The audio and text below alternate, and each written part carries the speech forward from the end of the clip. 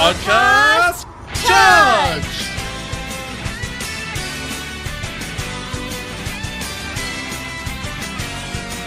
Hello everyone, and welcome to episode 130 of LostinTranslationmon. I'm May. And I'm Jay. And this time we watched Kurata's Real Plan. Or the Power of Destruction. China Greymon runs Will. And Awaken Belphmon. Or Demon Lord Belphmon Revives. And it's Jay, by the way. Belphmon is Jay. Which bit of it? Both. When he's tired or when he's a big angry? Both. Sleep mode and rage mode. I guess. It's so you. I don't know, man. Tag yourself. I'm not really sure I feel that. Is it just Sleepmon, but or the alarm clock, the sleep? Yes, it's Sleepmon. Is that why it looked familiar? Yes. Belphmon, it looks exactly like Sleepmon, except Sleepmon's just cute. Yeah. Belphmon is cute in sleep mode and then becomes grumpy. That's such a weird reference for Atmon to make. Well, there are a few ones that look. For example, there's Garbamon, who's an Atmon, and then we have Garbagemon, who is a Digimon, and they're both little pink blobs in rubbish bins. Is Sleepmon the new Leomon for reasons I can't say because it's huge spoilers for Atmon? I don't even know what you're talking about. It would make way more sense if I could say it. Alright. If you want to not be spoiled on Atmon, skip forward like 30 seconds. Or skip the next segment, I guess, because we're at the end of the intro segment almost. Sure, quick question. Every time Sleepmon shows up, is he going to have a human mind trapped inside him? Oh, I get it. No, I get it. Well, to be fair, Belphmon existed before. I guess Sleepmon did too. Huh? Weird Atmon Digimon fusion, yeah. No, Huh? I see what you mean.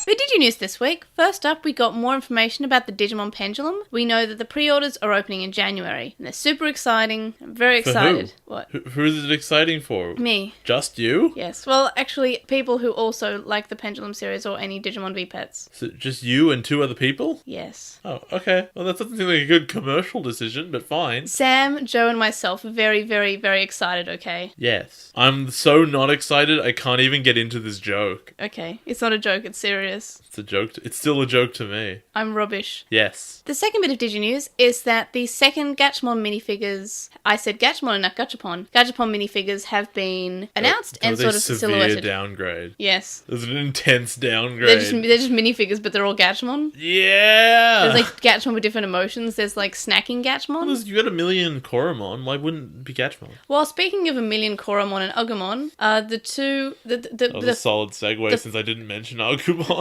Well, I was That's making the thing, it was a really solid segue. Yeah. Okay, so we know what the contents of this is. It's 4 again, same as last time. And this time it's Koromon, Agumon again, which is weird, considering Agumon was in the first set, Siegramon, and Metal Greymon. Kind of salty they didn't put Airdramon in. They just decided to throw in...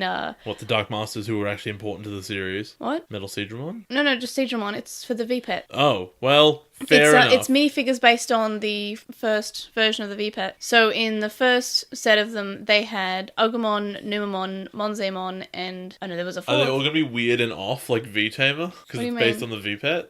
They do look slightly different. I think Agumon has different amount... Boxing gloves! No, he has different amounts of claws. Boxing gloves! Really? That's Yes. actually really weird. There's a difference between Agumon on the V-Pet and Agumon on the show. And obviously Agumon and Savers. How many claws are we talking? I think he's got 3. I thought you were going to say 8. No, he has less claws. Does he not always have 3? I believe Agumon Adventure might have 5. What? Oh no, I might be wrong there. No, he doesn't. I feel like he's got a human He's amount. got a normal human hand. Okay, it might be 4. I think it's 3. But yeah, anyway, so it's... How do they fit Wait, no, those- I know, I forgot one. There's a 5th one. It's Tyrannomon. So it's Koromon, Agumon, Siegramon, Tyrannomon, and Metal Greymon. How do they fit those big claws in boxing gloves? They don't bend. They snip their claws. They shorten so them. cute. They go to like a manicure. But someone else has to do it for them. Yeah. And you just can't use scissors. You need garden shears. You know, it's the Leomon that does it. He only dies every so often. Pangemon. Yay, Leo. He has a name because in V-Tamer they have names. Anyway, for Lost NewsLatelymon, we were on this week's episode of Going Digital, and we covered playing games. Did we? Did we though? We vaguely covered playing games. That was definitely the topic of the episode. I don't know if we ever covered it. So if you ever want to see what we're like when we're not super, like, I haven't organised everything because we're on another person's show, and we just kind of ruined their show, and I feel really bad. That's alright. But yeah, they let us on. That was very nice. Anyway, so So we got a list of writers for every episode of Savers, thanks to Ellivorg. Sweet. Do they correspond to the good episodes? I have copied and pasted them down. I haven't had much time to look at the episodes that they've done. I guess we'll dive into that later on in our episode discussion, and I guess I'll incorporate into next week's Obnoxious Synopsis. We'll dive in the future. But yeah, I do have them in my Evernote somewhere. Anyway, on to Obnoxious Synopsis. The first episode that we're watching this week is called Kurata's Real Plan, or The Power of Destruction, Shine Greymon Runs Wild. What do you think will happen in this episode? So obviously these things are about very different things. I'd be shocked if they were actually related, in the sense that, Kurata always planned for Shine Greymon Ruin Mode to happen, so that's probably not the case.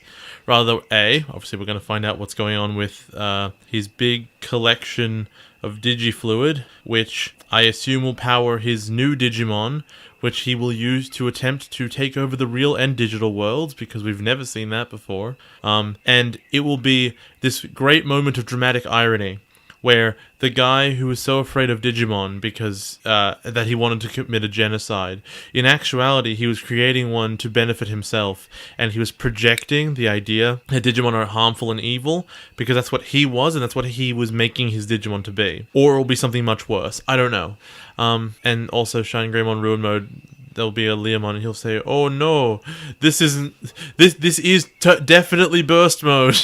And it's bad. Definitely, though. Do you think anything will annoy you in this episode? Well, I know I'm going to be annoyed in English when they call it burst mode, and it's literally called ruin mode. I don't think it's actually named as ruin mode, though. I thought you said it was. No, officially it's named as ruin mode, but I don't think it's actually called ruin mode. Well, I guess I know it's called ruin mode, which is, that's annoying, because I shouldn't know that. It's like Lucimon fall down mode and Lucimon demon lord mode. It's not, I don't think it's actually called those in the show, but it's officially called that in I feel like he said some kind of mode when he transformed, did he not? They referenced burst mode. Lucimon burst mode? Oh, sorry, you might talk about Lucimon. Yeah. I don't think so. They said the different modes when he was the big giant dragon version. I don't think it was I don't think we mentioned fall down mode, though. I know one of them we did that wasn't mentioned. Anyway, do you think it'll be a good episode? Yeah. Look, it will be really important if Kurata's plan is like his real plan, quote unquote. Is it all interesting? And I think it's doable. They have the capacity. I think they sometimes struggle in execution, but I think that their ideas aren't bad most of the time, so should be good. Right. What rating? 7, provisionally. So you still have rather high hopes for Savers. Like, this time in Frontier, we were... I was through the floor. You were just saying 2. Every week you were just saying 2. Well, I mean... 3. Or possibly a 4 if we're feeling good. This show's proven, there's nothing... Okay, if I've ever said something is really crap in this show, most of the time I think I'm being unfair, or I'm referencing within the quality of itself, where I have legitimately enjoyed it. Whereas with Frontier, I cannot think of a single moment where I can say, you know what, I really enjoyed that. See, I remember you being very bored in Frontier. I was bored constantly. It was awful. I don't think you've been bored in Savers. I've been bored a bit. Yeah, but that's basically the normal amount that you've been bored in Digimon, when they just have this is just an episode where they get their evolution. I've been bored to the extent that it's a 50-episode show. And there isn't a compelling drama that makes me want to watch more of it. But I haven't been bored in the sense that, I kind of like the characters. At least, I like enough characters that it's fine to watch. And I see them on screen, I'm like, great, I'm happy to see them there. Whereas with Frontier, I was just sick of everyone. I don't think there was a single person I liked in that. Well, it's good that we came to this season from Frontier then. I guess. And also, we mentioned in our last episode that if you have a problem, we can sort of find a reason to fix it. We can find an explanation for something, like, why is the character acting like this? Oh, maybe this reason. Honestly, even Thoma's big turn, as much as I don't think you're correct that it was done well, when it was the way it was actually done, rather than the way that you add interpretations onto it, I can see that they had a good idea. Yes. And I can see that throughout the entire series, okay, you've got stuff going on. Oh my god, Frontier was worthless. And I wondered to myself, though, if I watched 02 right after Frontier, would I think 02 is good? I think if we went Adventure, Tamers, Frontier, 02, I feel like you'd feel strongly about 02 because you're like, I remember those characters. Yeah, but that would be like a full nostalgia. Well, not Yeah. almost a nostalgia thing, isn't it? Because that's how you feel about Try. You said, oh... Not anymore, I don't. Okay, but in the first few parts, you were just kind of like, oh, look, these characters, they've grown up. Like, you appreciated the fact that they'd grown up, that we saw them again, we saw what they were doing now, and... Yeah, it was weird when that was just, like, a sequel to a thing. I was like, alright, that's done. Cool. Oh, they're back. Alright. There was literally, like, no time between 1 and 2. Yeah. Oh, well, is what it is. What's the next one called? Well, I still have one more question to ask you. What is it? Filler or not filler? Obviously, it's not filler. Why'd you ask? Yeah, there's at one point I shouldn't even ask the filler or not It's filler literally question. called his real plan. Like, we're not gonna... we're not gonna find out anything important. I do have another question, though, just while we're on the topic of Thoma's turn. Do you think your opinion on his turn will change at all? Like, do you think we'll get any added information to his turn in this episode or the next episode? I need to be convinced that he, like, morally does not care about Digimon. I need the show to convince me that, like, the fact that he's sided with he's on like the side of genocide now. The genocide. Yeah, I was trying to avoid saying that, honestly. Me too. Actually, no, it wasn't. I made it. I need to be convinced by the writing of the show that the fact that he was part of DATS, the fact that he has a Digimon, none of that actually means he cares about Digimon. He thinks they're quite naff. And, like, it doesn't bother him. Right. And what bothers him primarily, maybe, is betraying, like, the people. But I just think that they're not going to do that because he's the good guy. And when you're meant to be happy when he turns back to the good side later, which he will. You think he's going to turn back soon, or not necessarily soon, but not a long time either. I don't think he's going to be a bad guy till the end of the show. I think he'll be a bad guy until Kurata's defeated, and then he'll be like, "Oh, right, that was dumb." And then the Royal Knights show up, apparently. Yeah, pretty much. He'll fight the Royal Knights. Thanks, opening credits, for ruining that huge reveal that was going to be dramatic with the title of the Royal Knights, and you were going to be like, no! Oh my god, I would die. I would just die if he, like, gets his big tank of energy and goes, finally, arise, Yggdrasil! And that explained everything. We've already actually seen, like, the silhouette of the Digimon in the tank. But it could be anything. Could be Yggdrasil. I mean, I know what it looks like, so I guess that, yeah. But except that Yggdrasil is in this series, I just honestly forgot. It looks like an actual Pokemon from Pokemon Sun and Moon. I thought it looked like Tentacool. No, you'll know exactly what I'm talking about. Is it Guzzlord? No, it's not Guzzlord. Oh, that's sad. I love Guzzlord. It's just it's not a legendary from Sun and Moon. Is it Rockruff? No, it's not Rockruff. Close, though. Close. Okay. We already had a legendary from Sun and Moon in this series. Which one? Sol Galio was in this. Sableomon? Yeah. Yeah.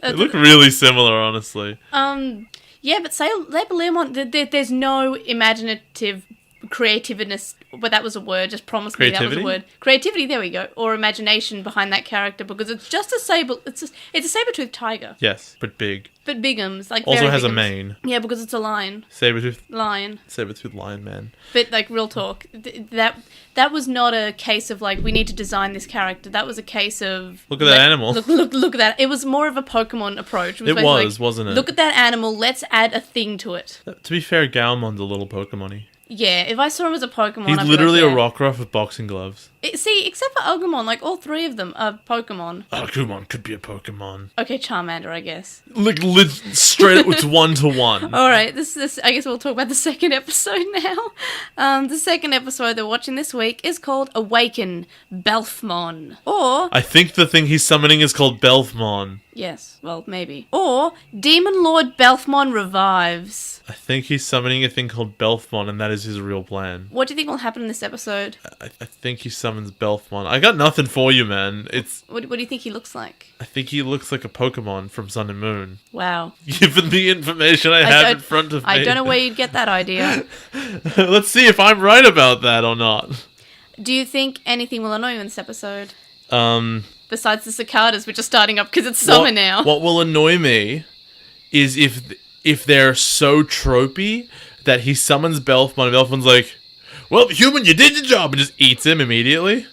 So you think it'll be like a sentient monster? Oh, absolutely, yeah. Okay. It's gonna be the evil scientist had a plan to control this giant beast or whatever, but then the giant beast turned out was way too powerful, and the guy didn't expect to lose control because of hubris, whatever, and he just eats him. Now this is the real bad guy. I'm going to give you a bit of information that's sort of in the Japanese title. Yeah. Demon Lord is sort of like a classification of Digimon, like Royal Knight or the 12 Heavenly Gods. It's a type. It's like a. You could have gone with Divine Beast, but you didn't. Or Divine Beast, or any of those. Are there any families. other Demon Lords in Digimon? We were talking about one earlier, so yes. Which one? Lucimon? Oh, Demon Lord Lucimon, yeah. Right. Okay. It's a classification. Wait, wasn't... And they have a theme to wasn't it. Demon Lord Lucimon a giant dragon with a little bug thing? Yep. Is Belphmon going to be a Kakuna? No. Okay. I'm just saying that that's a classification and there is a theme to each of them. Oh, are these the Seven Deadly Sins guys? They might be. All right, I've seen all of them, yeah. Wait, you've seen all of them? I think I showed them to you. You showed me ages ago. I literally showed you Belphmon, and I think I said, you'll like this one. Oh, I'm sure I won't. I think you will. It seems like it's going to be your favourite Digimon. Wait. Oh, it's the big titty one, isn't it? The what? No. No. She's in Crosswords. Oh, okay. Because I know she shows up. It's not Lilithmon. Okay. Hers is lost, by the way. You couldn't tell. Oh, I knew that one without... Oh, yeah. This one's literally... I've seen the GIF. Yeah. I've seen the bouncy GIF. I guess we'll talk to them when we get to Crosswords, which is the only thing you're looking forward to in Crosswords, I bet. I think it's the only good thing I've heard about it. But no, I think that Belphmon is you.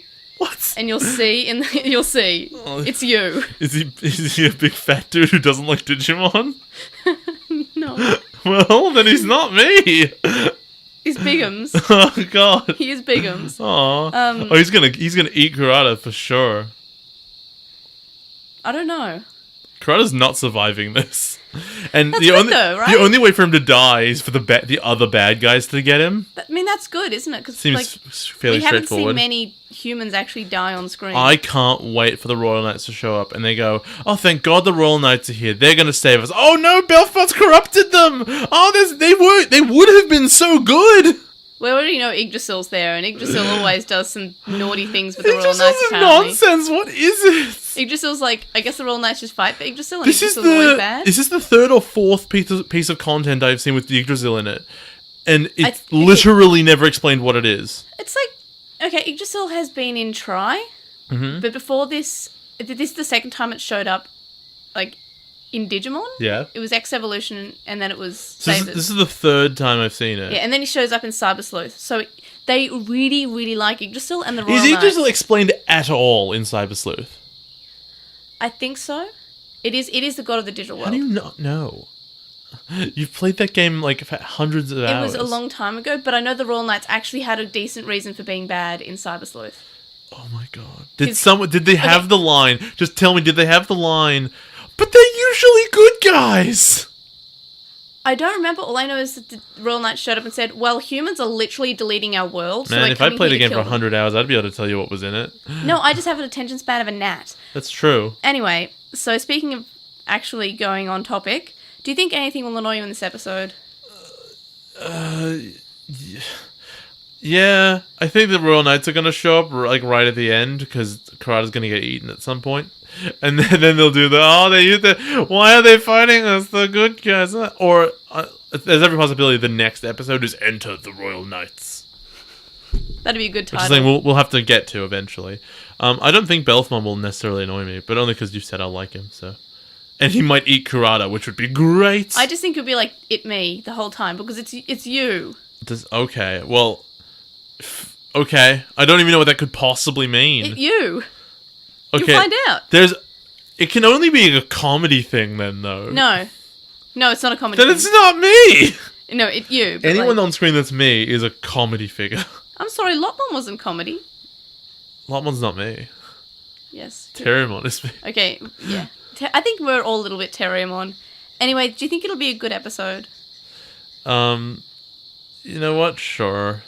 But let's give it a 6 because I'm not that confident. That's still like it's a good 6. It's like a 6.5. Wait, no.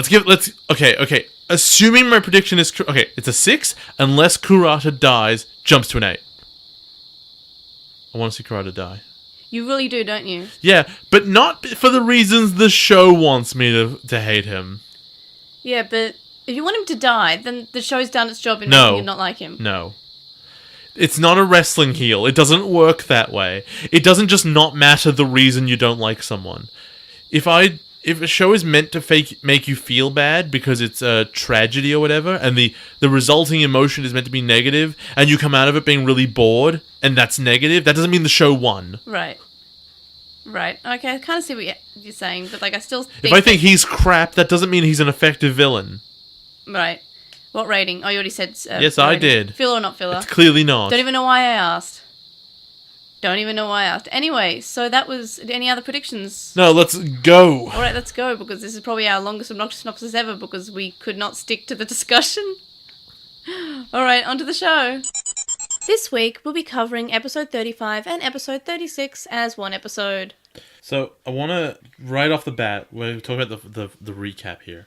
Yeah. I think there's something really telling, which is, A, in the Japanese, they do not attempt to explain Thoma's heel turn at all. No, there's basically no recap in the original. They just grab the last couple of minutes, like the last, I want to say 5 minutes, so it's a pretty good chunk of the end of the last episode. There's a recap, and they show him, like, showing up at home, and, like, talking to Kurata, and then, now he's a bad guy. Like, they do go over that. Yeah. Right? So they go through the episode. What is really telling is that in English, Kurata is doing the flashback, and you hear his inner thoughts. Yes, I have promised to cure his sister, and that means he'll turn on all his friends. Because they realized, there isn't enough information here about why this is happening. Yeah. It was all really vaguely implied. But you don't need to imply he's doing it to save his sister. You don't need that. What you should be doing ideally is, he's doing it to save his sister. Crap. He has a good reason, but I don't like the cause he's in here, but I understand. Yes. What I feel like they were going for is, ooh, what a bad guy this Thoma is. But he has a reason, but it's also bad. Like, it's confusing. And it's clearly to build up a feeling of, like, mystery that is meant to be paid off when you find out what's going on next episode. Yeah. But I think it's done really badly. See, I thought that in the dub, that it was almost like this was all according to Keikaku for Kurata, and and this is the theme that I've noticed throughout both these episodes in the dub, is that Kurata doesn't seem to actually be saving his sister at all. Like, it's quite obvious, like, oh yeah, sure, whatever. And he just sort of shrugs it off. And this is a theme throughout both these episodes. He doesn't seem as serious as he does in the original. Yeah, I've written that down, except that I realize also, like, but he has the Digimon fusion surgery prepared. Something which I realized, we could talk about later, but I think it's really funny about this, is that while Kurata's like, only I can save your sister, apparently he doesn't need to perform the surgery. Thoma can do it himself. Yes, but I think it's his ideas. But also something I noticed is that in the dub, it seems to imply that the Digimon that Kurata was intending on fusing Relena with was Belphmon, because when he goes to jump in Belphmon in the next episode, he says, I guess I'll have to do then. That was only in English, though. Yeah, that's what I just said. I said the English version. Okay, I guess. So it's sort of like, it wouldn't have saved her, but it was just sort of like Belphmon needed a host to become Rage mode.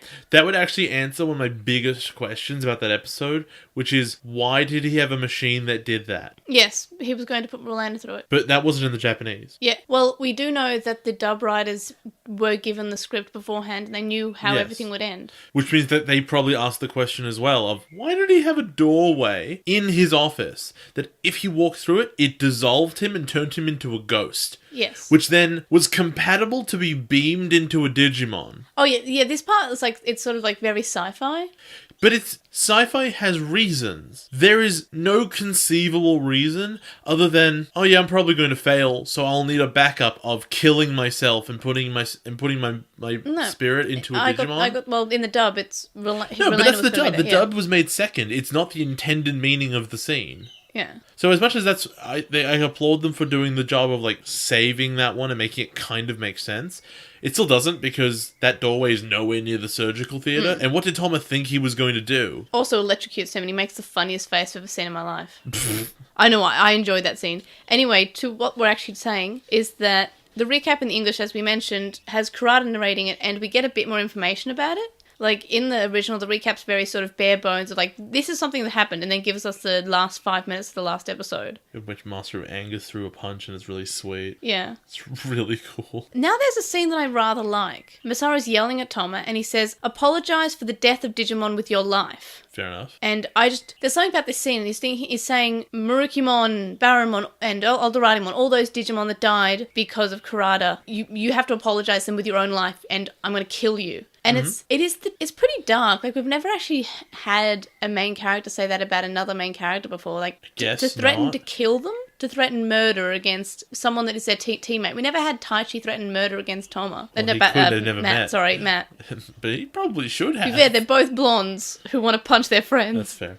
And then Chica rolls in, and I hate her. Why would you want to fight him? I don't understand. Like, do you not get he's a digital Nazi right now? Do you not actually understand? Yeah, sure, we find out later he was doing it all for the right reasons. She has no idea. And also, at this moment, we are not supposed to know that Tom is doing it for the right reasons, or that he has a plan. And the viewer's not meant to, and the characters definitely aren't meant to. The only person who knows of this plan is Thoma. Galmon's just hoping. Also, Thoma, it's not like Masaru instigated the fight and was like, Thoma, help us out. He's like, no, and just had a fight began, and then it was all his fault. Thoma walked up to them and started beating him up. And said that he wanted to kill him, and said that this whole thing was his fault. Masaru actually doesn't throw a punch for a while. Thoma's punching him. He's like, hey, dude, what are you doing? And then Thoma says, I've joined Kurata. And Masaru says, you're crazy. And then Thoma continues to punch him, and then Masaru punches him. But no, Chica's just showing up with this moral high ground of, ooh, genocide's totally fine. Yeah, so Masaru is apparently the bad guy, which yes, the evolution did, like, the Digimon did evolve, but it's not really what Masaru wanted. It's more of like, that was his emotion. Every single person, especially in the English, like, it's frustrating, treats this whole thing as a terrible thing Masaru has done. How dare you? How dare you let it get this far? How dare you lose control? How dare you all these things? Yeah, everyone's really horrible to Masaru, and I think how well is a 14-year-old meant to handle the friend or the colleague that you're with all of a sudden wanting to kill you and is joining the side of the same guy who killed a bunch of Digimon and is basically made your life a living hell. But also, he doesn't know how burst mode works because no one, even LostinTranslationmon, who knows everything, was willing to explain it to him. And if this had happened and burst mode wasn't a thing and he just was able to overpower him with regular Shine Greymon, like, there was no evil burst mode. He just sent his Digimon into fight normally and it was all okay. Would that still have been his fault? Because he would have behaved exactly the same either way. But it's not like in Tamers and Adventure when we had the Dark Evolutions. And I went over this in the last episode, so I won't cover it too much. But we had Taichi and we had Takado saying, evolve. Masaru did not say, go to burst mode, or he didn't try to activate burst mode at all. It was just an accident. He was just really, really angry. Would you be angry if you were Masaru in this situation? Obviously, yeah. Look, honestly, I'd do exactly what he did. I did too. I would start punching Thoma way earlier. Yeah, compared to how punchy he usually is, I think he handled the situation pretty well. And, he's a hot-headed 14-year-old and likes to punch a lot and is a street fighter. He handled the situation pretty well as he could. And then as soon as reason wasn't getting through to Thoma, he punched him. Yes, Thoma wasn't actually evil. But there's no way for anyone to know that, even the viewer. Yeah. Which is absurd because, like, they try really, really, really hard to make you, like, not think he's even, like, really hesitating, which is frustrating because there are times when, like, there's no way Kurata can see him. There's no way at all. And he's still, like, totally blank-faced, totally, like, doing the evil stuff with no reservation. I think he assumes that Kurata is watching him at all times. But, like, say something about... I hate that Digimon has to get dug out of its bad writing pit by someone going, well, this is probably what it is. I will infer something out of no information. Anyway, so we did skip over just a bit of a change. When Masaru's yelling that Thoma should apologize for the death of all these Digimon with his life, in the dub, he says, I will make you pay for desecrating those Digimon's memories. That's also fair. Yes, it's still a fair thing, but they've downgraded from, I'm going to actually kill you to, I'll make you pay, which is just kind of like, I'll punch you really hard hard, or I'll make you feel bad about it. Can you remind me briefly? Didn't BanchoLeomon in the last episode say this is not burst mode? He said it can't be. But what? But why do you mean it can't be? He told them they had burst digivices and they had burst mode. Like, what part of it couldn't it be? The thing is, this is, but also isn't burst mode. No, but it is. It's corrupted. It's a corrupted burst mode. But it's so burst mode. Later, he says, "You misuse burst mode, you dick." But like the thing is, BanchoLeomon is just taking it out. Like, he's saying, "Oh, you used burst mode. You shouldn't have used burst mode." Masaru didn't want to use burst mode. Yeah, he didn't mean to. And if that was a risk, maybe the guy who knows everything about it should have told him. Or should have jumped in when Masaru was starting to get really worked up Yeah. and tried to calm him down. If he was around the whole time, couldn't he have gone and just punched Thoma in the face? He was a giant lion. Also, he's stronger than a bunch of Gizmon XT altogether, which means he can outmuscle Galmon as well. Also, I feel like Shine Greymon should have tried to go for Thoma and like picking him up and taking him somewhere. Maybe. And not like kill him or anything, just, hold him, just to try to keep him from being dumb. There is wording like in the scene after this, I think, which bothers me. Maybe it's in this one. But basically BanchoLeomon says like, "Yeah, man, I thought you'd be as cool as your dad, but you're nowhere near as cool as your dad." Yeah, it's a scene after it. I'm yeah. like, the dad's was 35 when you met him. Mm. He's like 20 years older than this kid. Why would he be as good now? And also, like, we can't just say, "Oh, you made a mistake," because, I mean, it wasn't his fault, but yeah, it's still, I guess, sort of a mistake that he made. But even though he didn't mean to make the mistake, it's still a mistake. But the thing is, he's 14. I wouldn't even call it a mistake. A mistake is a result of a conscious choice. Yeah. Like, it's an accident then. It's an accident. He didn't want to do burst mode. Yeah. He didn't even try. The words burst mode didn't even come across the screen. Like, we didn't even think, "Oh, he's trying to activate burst mode." And I think that if he was trying to activate burst mode, they would have shown us having him saying, "I have to activate burst mode," or thinking it or something. It seems to me that this is more or less the exact same thing as he's getting ready to do the fight, and like a bolt of lightning comes out of the sky and hits his Digivice, and that triggers the Dark Evolution. Everyone's like, "Well, why didn't you protect your Digivice from lightning? Why would he do that?" Well, arguably you could say that he should have controlled his temper. But I think that if he did control his temper, that wouldn't be in character. Yeah. And no one's expecting a 14-year-old boy who's just been betrayed, or basically anybody who's been betrayed to react calmly or rationally, especially not a 14-year-old. But if that's all it is, then BanchoLeomon should have said, "Control your temper." Like, it's so... There's a guy who knows everything and has been around to mentor them, but has actively refused to give them useful information, and then blames them when they get it wrong. Yes. Every time. And I feel like Masaru should have been more like, "Hey, it wasn't..." I mean, in the dub, he was very much, "Hey, this isn't my fault." In the original, he was just like, "This is my fault, I'm terrible." And then he starts apologizing to the egg anyway. Yeah, so, and wants to make fried egg out of it. He doesn't, but I made a joke that he did. Beats up Galmon a bit, Galmon gets away, and then it starts going, so- "Blah, blah, blah, I'm evil." So there's just another change. So before we were talking about how Chica was holding on to him, and she says, "Look, you fighting Thoma doesn't make sense." And I'm like, well, it does make sense for starters. In the dub, she says that if he hurts Thomas, he'll never forgive himself. Oh, no, he will. And also, he'd already sort of started to hurt him. Like, I don't know why she's saying, "Oh no, don't hurt Thomas." Like, if you hurt him, he'll never forgive. Like, dude, he already hit him. But also, I feel like, and Chica and Christy in both versions, neither of them seem to be against Masaru. I think so too. And not against Thoma. I think Thoma, like, yes, we know that Thoma's not actually bad. Like, spoilers for the next episode. Sure. But we know that he's bad at the moment, so why would we not want someone to punch him? We like the good guys and we don't like the bad guys, and that's how we're meant to feel. Yeah. So it feels good when Thoma gets punched. Yeah. So I don't know. It's just something there. Presumably because the writers thought to themselves, you know what? If Masaru starts going, he's just gonna win before he has to use burst mode. Yeah. Also, it's just something weird about the dub is that they make Christy act like more grown up than she is. Like in the original, she's just saying, "Look, this doesn't make sense," and she screams. Yeah. In the dub, they add in more lines to her, and she's not screaming, and I'm pretty sure, I had to rewatch this scene, but I'm like 99% sure that they closed her mouth at the end of her dialogue, and in the original she was screaming, and the dub, when I rewatched this, I realised that they had closed her mouth. I missed that. So she wasn't screaming, and it's just really weird.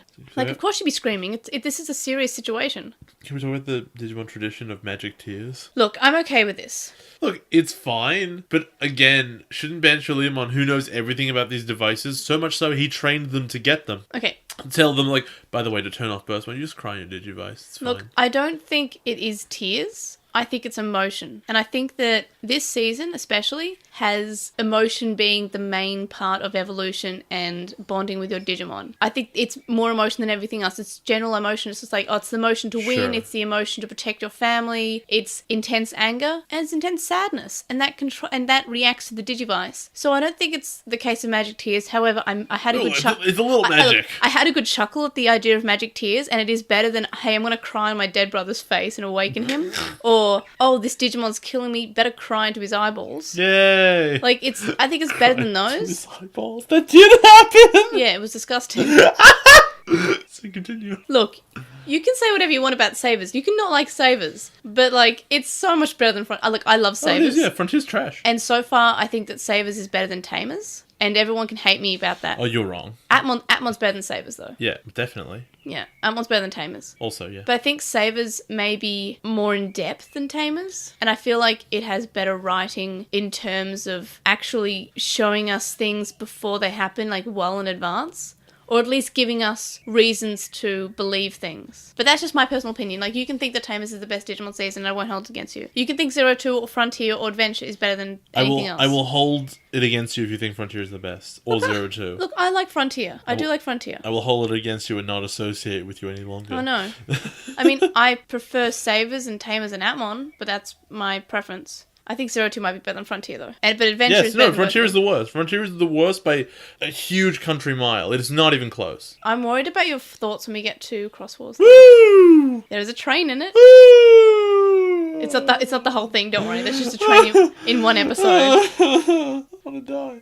Alright, so, they all leave. Yeah, so Belphmon explains that he can't control the destructive power, and he's rampaging and running wild. In the dub, Belphmon is basically saying, you shouldn't have forced burst mode. Boo! That's not what happened. He didn't do anything. Like, it wasn't forced. I mean, yes, he brought out the failed burst mode, and yes, it ended badly, but it wasn't explicitly Masaru's fault. I don't think it was forced. He didn't even think about burst mode, and I don't know, just it was a reaction to his emotions, and I feel like his emotions were warranted given what he knew at the time. So Belphmon says that you have to wait until he self-destructs, and that's kind of heartbreaking, but it happens. And so he runs over Shine Greymon, he cries. And what I noticed in the dub is that they edit out a clip of Shine Greymon roaring, and he's like hovering in the air, and he's like in front of like this burning and wrecked city. And they've edited that clip out. It's quite a nice clip. I mean, it's sad because a bunch of people probably died. Like, I don't think they had time to evacuate the city. What destroyed the city again?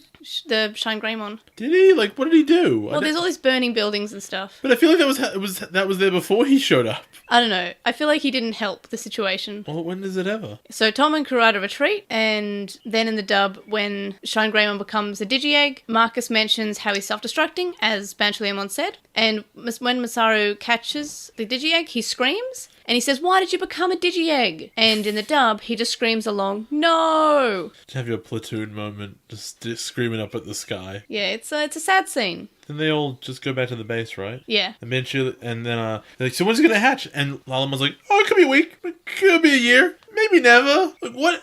Is that how eggs work?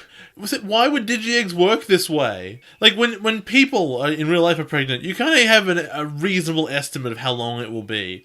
Because that's how ecosystems work. But, eggs in the digital world, I don't know, maybe they just never hatch. It might take 800 years. We don't know.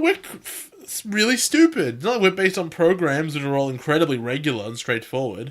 Belphmon says that Agumon might not have his memories when he wakes up, or rather won't. Which is one of those things where it's like really subtle, but also totally goes against everything we've ever learned in Digimon. Not in this season. At the start of the season, when we first had Pyomon become an egg, everyone said, oh, when Pyomon hatches, she won't have the memories. And she kind of did.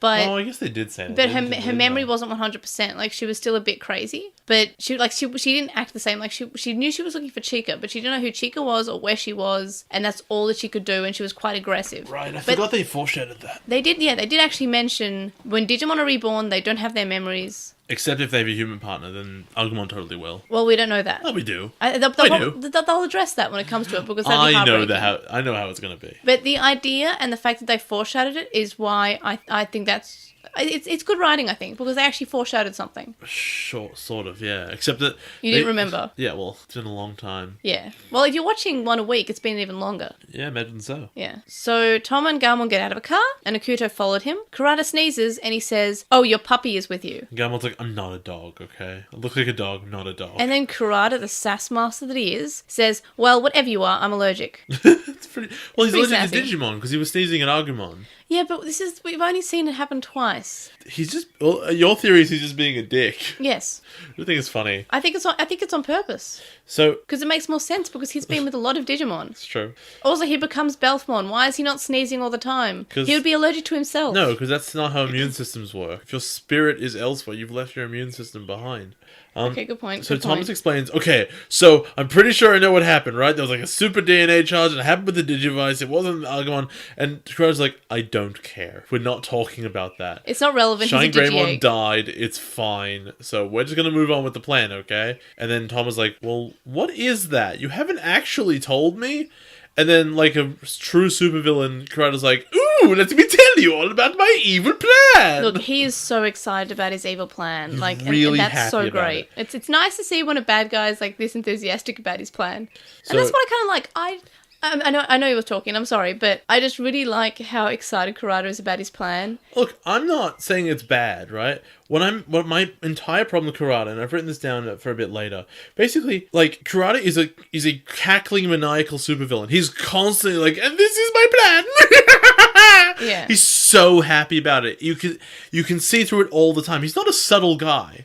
And I would be fine if that was who he was. That's his character. He's eccentric. He's an eccentric weirdo madman who just wants to rule the world. That's fine. I do not believe this guy has the wherewithal to convince the entire Japanese government to lend him the military. I just remember, like, I took a screenshot and I forgot what I was going to caption it, so I deleted the screenshot because, like, probably wasn't even that funny. I just remembered. Yeah? It was it was that post of, yeah, you really have to just have a high level of intellect to understand Rick and Morty. What? Because Kurata's the crazy old man and Thoma is 14. Oh, sure.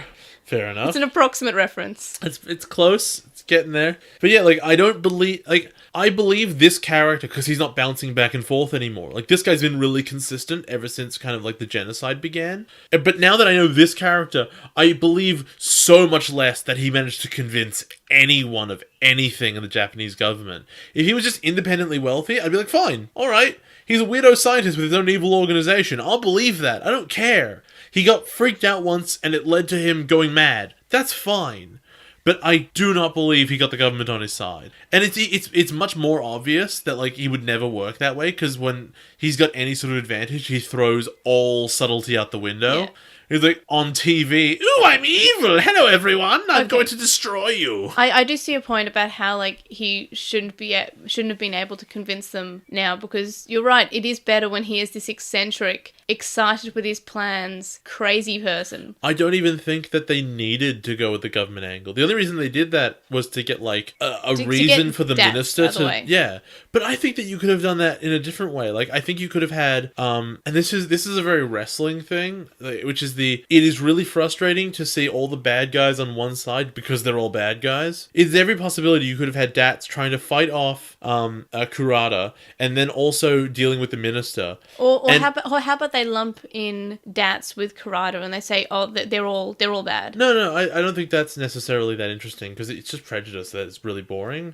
Oh, but yeah. I think that you could have had Dats going back and forth, and because they're a police organization, they could theorize, this minister guy's really has it out for us. Maybe he's working for Kurata and Kurata's such a rich super genius. Maybe he's been like bribed or something, and you later find out, no, he's just a dick. Like that, you could lead to some funny storylines, some funny bits, new investigations. Whole episodes could have been based around this. And then eventually you find out, no, government's just weird and bureaucratic, and Kurata was advantaged naturally by them having to fight their bosses this way. Right. Like that, there are ways you could have gone with this that I think would have been more complex and more interesting. Rather than, oh, the bad guy's in the government man's ear, and the government man is so stupid that I guess it all just works. I would have liked if they made him, like, in some way powerful and influential because he had all this money, so he had the control of the government, but like, maybe he had lots of money, or he invented something, or maybe he was just really powerful. No, if it's through money, it makes perfect sense. But in this one, it's very clear that what he's doing is he's such a smooth talker. He's such a silver-tongued man. You would never be able to tell he's a cackling, maniacal weirdo, but you can. Yeah, you can always tell. Have we actually had any scenes of him being suave? We have their attempt at it, but because it's with the Minister of Confidentiality, it really comes off the minister's an idiot. I guess when he says he's going to lead the expedition force. No, when we were talking about how who Akuto should go with, and Kurata's like, I will take him into custody, and then Masaru convinces Akuto to go with him, and then Kurata's like, oh well, I guess if Akuto's chosen, then he can go with whoever he likes. I guess he was sort of like suavish there, or like. But doesn't that reasonable? show that he can't get what he wants? Is that the whole problem? Yes. Like, he doesn't have the capacity to, like, really solidly argue for his, like, goals. The only time we've ever seen him be really successful is when when the minister is talking to the captain and Kurata, and the minister's like, look, you guys are going to go in, and the captain goes, okay, it's going to be an exploratory force. And then Kurata's like, no, I will lead it, and it'll be a military force, we have to go eliminate them. I was like, okay, I guess that makes sense, because the minister's a moron. Yeah. It never showed Kurata being amazing, it showed the minister being an idiot. Which is what we know. Like, what we know from the dub does push it, though. The dub makes him seem even stupider. But there's no way the minister has the authority to give over the entire Japanese military to this crazy dude, to stick his, like, anti-Digimon robots in there. Right. It just doesn't work. So Kurata's explaining his plan, and he says that he found a Digi-Egg deep within some ruins.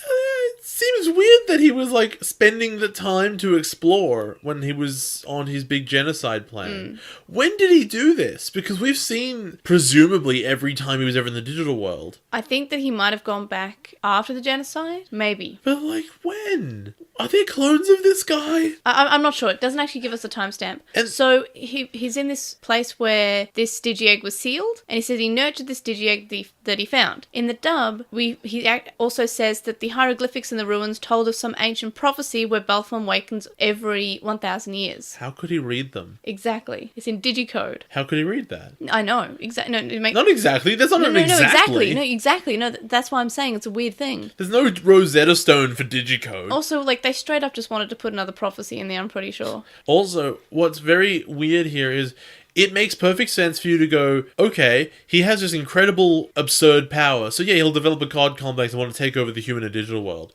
But I can't see a way he went from Digimon genocide to, I will explore for a piece of Digimon artifact, and then, when I find it and the inscription that's with it, then I will know that it will let me take over the world. Why was he doing this? It's not in conjunction with his mission, because he can get everything he needs in the human world. He's developing his anti-Digimon lasers on his own. Why is he here? I don't know. What made him go find this egg? I don't know. They're never going to explain that, are they? Kurata says he'll become king with this new power. I don't think so. And then in the dub, he says that he's now decided that he wants to rule the human world and just have the digital world as his back garden. I don't think that Kurata, who is apparently a genius, should be doing this big evil genius speech about ruling the world in front of the guy who's only here because he wants his sister to get cured. Because I think the moment, even if you believe the bad guy who wants to kill all Digimon, but you're going to save your sister, you think to yourself, okay, here's a 1-to-1 sacrifice. I will lose all Digimon, but they're not humans, and I'll keep my sister. That makes sense. But now when his plan changes to, I'm going to enslave humanity, is your sister's life worth it now? That's a completely different discussion. Because she's also in that humanity that gets enslaved, so it's really not worth it. Well, to be fair, Thoma's not actually going to stay with him. No, I know that. But Kurata is saying this to him. Yes. So he has to consciously think about how that works. I think that Kurata's egotistical. I'm just going to go out on a limb and say that. I know, obviously he is, but like... I think he thinks, well, this person would never betray me because I've got his sister and he needs his sister and I'm great and I've convinced him to stay on my side. I don't know, doesn't that just make Kurata look like a moron? Yes. Well... I think he's so egotistical, it's a fault. No, but hubris works in, like, particular ways where, like, the piece of media watching clearly is like, look, hubris was the downfall here. Hubris was obviously not the downfall here, but it could well have been. Ikuto charges in and Galmon goes to attack Ikuto. Then Peckmon says that they need to tell Masaru and the others. But Ikuto says that they should have fought instead, but Peckmon just wants to inform the others. Thoma tells Kurata to back off with the Gizmon and he will handle this alone because they honestly can't go anywhere after what they saw in the basement. And I like this because in hindsight now we know that Thoma wasn't on Kurata's side at all. Yeah, and he essentially helps him escape. Yeah, we know that he's basically saying, I will make it look like I'm trying to kill him, but if he puts on the Gizmon will actually try to kill Ikuto, and because I'm good, it's like, I don't want Ikuto to die. Yeah, this is the vehicle by which you find out Thoma is not evil in the beginning of the next episode. Yeah, because by itself, like, that seems like a dumb idea. Like, wouldn't you want all of the Gizmon? Wouldn't you always want all the Gizmon? If your mission was to kill someone, it'd be all the Gizmon. Pretty much. So, without it being, like, an actual sign that he is a good guy, it would just make him look dumb. This is a good bit. It makes all of his decisions, now we know that he turns good, would have seemed dumb.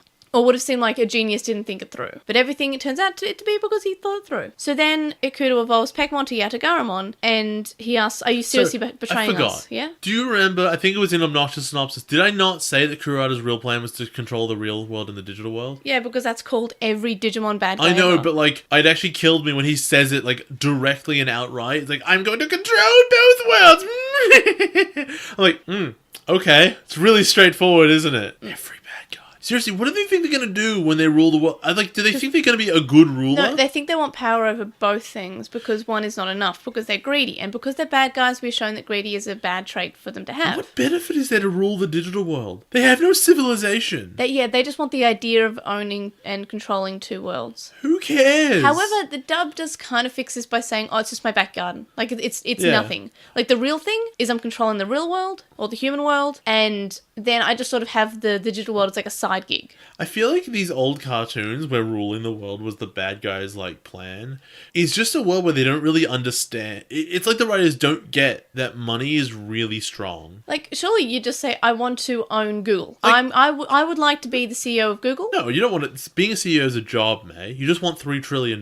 Yeah, okay, good point. Or you want to own the CEO of Google or something. No, you just get $3 trillion and that's it. Because at that point, you can never run out of money and you can spend on anything, including bribing any politician you want, because everyone has a price, and that's it. $3 trillion is the closest you're going to get to ruling the entire world, as much as you could ever want. See, at least we have Dr. Evil and Austin Powers, who always asks for $1 million. And then he goes to the 2000s and he asks for $1 million, and everyone just laughs at him. Like, why wouldn't you ask for $1 billion? Yeah, because he comes from the 60s and million's a lot of money, and then he goes to the 90s and he says, I want $1 billion, and they all laugh. And then it's a great movie. He's like, what? Look, Austin Powers' series is a fantastic series in general. So, Mirage Galgamon says that he has to obey his master, and that's why he's doing this. The English version's weird. Oh, you know how Digimon partners can't disobey their human partners? Yes, they can. Well, I think it's especially these two, because he's always said, yes, master. Okay, master. And that has been his character. Falcomon hasn't. No, I'm talking about... But Galmon's talking to Falcomon, and he says, oh, you know how it is. I can't disobey. Oh, yeah, in the English version, yes, you know, Digimon partners, we can't disobey. Like, he's trying to... It sounds like an appeal that way. I'm like, but that's not true. Why would he say it? It was much better in the Japanese. It's just stonewalling, like, this is what I have to do. He's just saying, this is because I have to obey my master. And it makes sense in hindsight, right? Because now we've discovered the whole he's not actually on the genocide team. That makes way more sense. Yeah. And then he kind of wins the fight, etc. But he wins it in a way that means that Ikuto actually gets away. Alright. The DATS team want to go to see a signal because they find out that it's Yatagaramon, Mirage Galgamon. But Bancholeomon says they can't. Also, in the dub, Yoshi is worrying where Yoshima is, and she's wondering if his switch sides like Thoma. That's really dark. LostinTranslationmon says that he could hear Agumon crying and that he was flattened underneath Masaru's emotions. Boo. He's just torturing the poor boy. And then he's saying, look, Masaru didn't listen to his cries, and your inability to listen is why Shine Greymon became Ruin Mode. I'm just like... But he was already Ruin Mode when he had the cries. What do you mean? Well, when was he doing the big cries of pain? Internally. He was. You can't hear those! Yes, exactly. LostinTranslationmon's saying that Masaru should have listened to his inaudible tears. Well, I thought because they flashed back to it, he was already Ruin Mode, he was doing the like that was what he was talking about. But he was already Ruin Mode then? Yeah, no, he's talking about before when it was just Shine Greymon. But he didn't have... what? Well, apparently his heart was meant to be crying. Oh no, a friend betrayed us. Sorry, Agumon, we can't fight today. I know you're sad. Okay, I'm gonna come up with a reason why I can fix this, okay? Yeah? I'm the Digimon fan, so it's my duty to fix this. Good rock. Okay, so in the next episode, Galmon says, I could hear the cries from Thoma's heart. So, Digimon can hear human partners' emotions, okay? They can hear their human partners crying if they're doing something they don't want to do. While they're doing it, maybe before they would become Ruin Mode. Yeah, it's just... However, humans don't have this ability. Digimon don't know that humans don't have this ability. LostinTranslationmon's saying, hey, yeah, you should have just used that ability that all humans have to listen to the cries of Digimon. It's really funny, and I like it a lot, honestly, but I know that's not what they're doing. I just know. I'm just saying, like, that's how I can fix it. Yeah, it's pretty decent. Yeah, like, it's just LostinTranslationmon saying, yeah, just you know that ability that all humans have? Well, Digimon have it, so you must have it too. Yeah, so then he just, like, walks out on them. That's it. No, it's... No, this is the scene where he has they're cutting back and forth, right? where Masaru wants to punch him, and he stops the punch and says how your fist's a fist of hatred, and I always thought that you could surpass your father, and it's a pity that you can't. He's 20 years older than him at least. Yeah, like, well, it's so unfair. Maybe he's older. In the dub, he says how Marcus can't even begin to compare himself, and how Suguru managed to make an offspring like this is just, he can't understand. Suguru's been in the digital world for 10 years, and Masaru's 14. So Suguru has had almost Masaru's entire life to get good at digital stuff and be awesome and understand things. LostinTranslationmon has known Masaru for 2 days. Yeah. Maybe 3 days? Yes, it's a couple of days. I would say no more than a week. No more than a week. But I thought that you would surpass the man I've known for 10 years. Why did you think that? Why would you think that? And then why would that make you walk out that he wasn't immediately better? Also, I don't think Masaru's done anything super wrong. No, he's done nothing wrong. He got angry legitimately, and then that anger turned into something that he wasn't warned about by the guy who, A, knew about it, and B, was there. Yeah, he just said, it unlocks burst mode, and that's all the information. But it wasn't like... But yet it can't be. Yeah, as I said, Masaru's not trying to force burst mode. He's not trying to do anything on purpose, so I just feel Masaru's pretty innocent in this situation, right? I guess. Meanwhile, with the fight with Yatagaramon asks why Mirage Galgamon's obeying his master when he knows that he's wrong. Mirage Galgamon says that even if he doesn't agree, he has to believe in his path, even if it takes him to hell, which is a really cool line. Yeah, I don't know. The thing is, I can't take issue with it anymore because I know it's not real. Yeah. I took issue with it at the time, but now I don't care. It's fine. Yeah. It's even good. I'll give it that. So then when they're fighting, Akuto notices that Mirage Galgamon has battle damage, which, by the way, I love this. I love when they reference, hey, look, remember that pretty bad battle you were in earlier where you almost died? Yeah, he has battle damage from it. And he's devolved since then. But haven't we established that they don't retain battle damage? Well, this season, I guess, is showing us that they do. No, but I feel like we did it earlier and they don't. Like, that was the whole thing. We had a conversation about it. I don't know. We do mention battle damage a lot, but I do like it when they reference battle damage, even if I feel like it's just because of they needed a weak point. Because Yatagaramon's not ultimate, he's just perfect. Akuto jumps off and attacks this spot, and the DATS team shows up, and Akuto and Yatagaramon are shot out of the sky into the water. Kurata is happy because he thinks that Thoma has killed Akuto, and there's no one else who can interfere. Relaine is in bed, and Yushima and Nurse Kamimon show up, and Kamimon's wearing a little nurse's outfit. It's really cute, and it makes me happy. So then the next episode, I just want to talk about the recap, because the scream that Shine Greymon's given is really unsettling as he explodes. That's fine. I know there's something about this really unsettling. The DATS team are looking for Akuto. Masaru is mad, but then we see Akuto and Falcomon. We find out that Thoma has a Digimon controller, and Thoma says that he trusts Kurata to heal his sister. Now, this is something I mentioned in our discussion from the last episode, where in the dub, we have some weird sort of wording from Kurata. Oh, definitely. I'll definitely heal her. So Thomas says, so you still think she can be cured? And Kurata says, oh, what? Yeah, sure. Like, he's not committing to it. He's just sort of saying, yeah, whatever, sure. Why not? In the context of what we know happens and what is prepared, I guess it's that it's not what someone would call a cure in honesty. Like, yeah, she'll be alive, but it's not a cure. Yeah, the impression I got from this episode is that Belphmon needs a host to become Rage Mode. No, I didn't feel that myself. I felt that, like, he was honestly like, oh, you confuse your sister. Although, why would he do that, like, before his plan was finished? I mean, it did trigger Rage Mode. That's why I have that impression. No, but Rage Mode was triggered by it waking up, and crap, there was something. No, it sets off the alarm. The alarm starts going off. Sort of, but he beamed like right into it. Also, the alarm's part of him because he's a Digimon. Yes, it's part of his Digimon's flesh. dumb. Yeah, I love it though. It's really bad. It's like a growth. It's keloid. Oh. Thoma touches his watch. There's no worse cancer than alarm cancer. And also, I just want to say that the Kurata's laugh in the dub is so annoying, and I hate it. It's like someone is trying to do an evil laugh, but they're not really evil, and they're just really bad at it. They go, ha, ha, ha, ha, ha, ha. She's such a dork. Like, Kurata's a big dork. He is a big mega nerd. So it's cool that he got the entire Japanese government on his side, though. Isn't that? It's really impressive. Okay, I see your point. Yoshima and Kamimon are walking down a hospital hallway with Relena. She asks if they're Thoma's friends. In the dub, it's if they work together as well. And again, they feel the need to whenever Relena, and it's the same thing with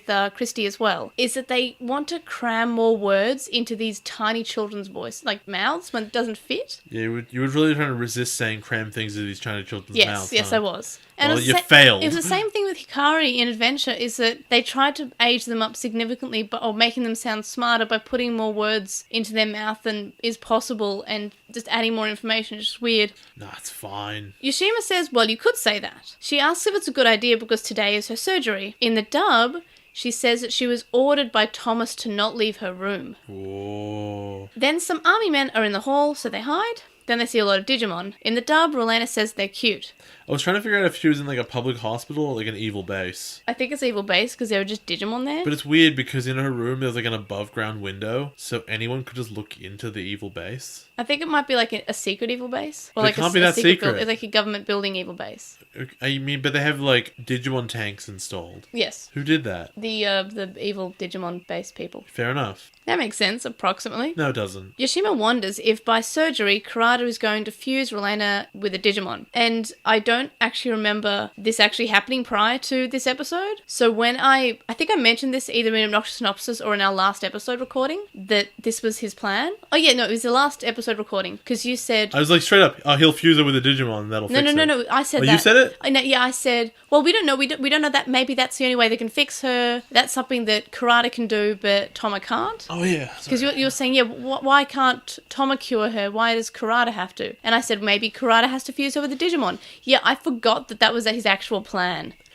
Right, well, you've seen this before, so, I mean, it's basically cheating. Yeah, but I didn't know before. I forgot beforehand. That was a circumstance where I'd forgotten what was happening. Ikuto wakes up and says he's fine because it wasn't a direct hit. And he says that Mirage Gargamon missed on purpose. Well, no, he says, but, at that range, there's no way you could have missed. And everyone else is like, whatever, let's move on and not pay any attention to that phrase.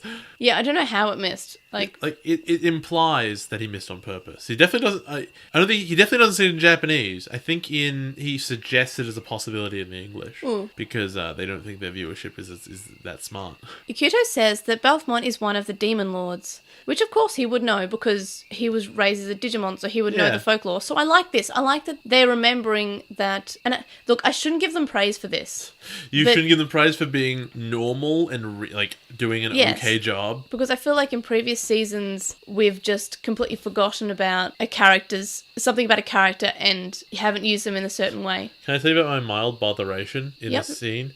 So the issue here is they go, there are 7 Demon Lords, and eventually they were defeated and they were put away, right? Okay, but they cause a lot of havoc in the digital world. So the Demon Lords are a big deal, right? Well, yeah, they are quite powerful, and them things of legends, and again, I just really like that they actually remembered that Ikuto would know this. But my thing here is, if there were 7 of them and they were defeated, how come when there's only one of them, they're like, oh, he's infinite power though, right? He's completely unstoppable. there were 7 and they were apparently stoppable. So 1/7 of that power is apparently so scary. Like, yeah, he's probably a badass, but the way they talk about him as like being invincible and unstoppable it just seems over the top. Yeah, especially in the dub, how we know that he comes out to attack every 1,000 years, which I don't think is mentioned again. So, which means he doesn't even need energy fed into him. He'll come out naturally. in the dub, yeah, you're right. No, you're right. That I'm not sure why Kurata would need a feed when it says he wakes out of his egg every 1,000 years. What? Anyway, so as I was saying, in the dub, Demon Lord's not mentioned, but he does say that there are another 6. So they're the 7 deadly sins. Yeah, obviously. This one's sleep.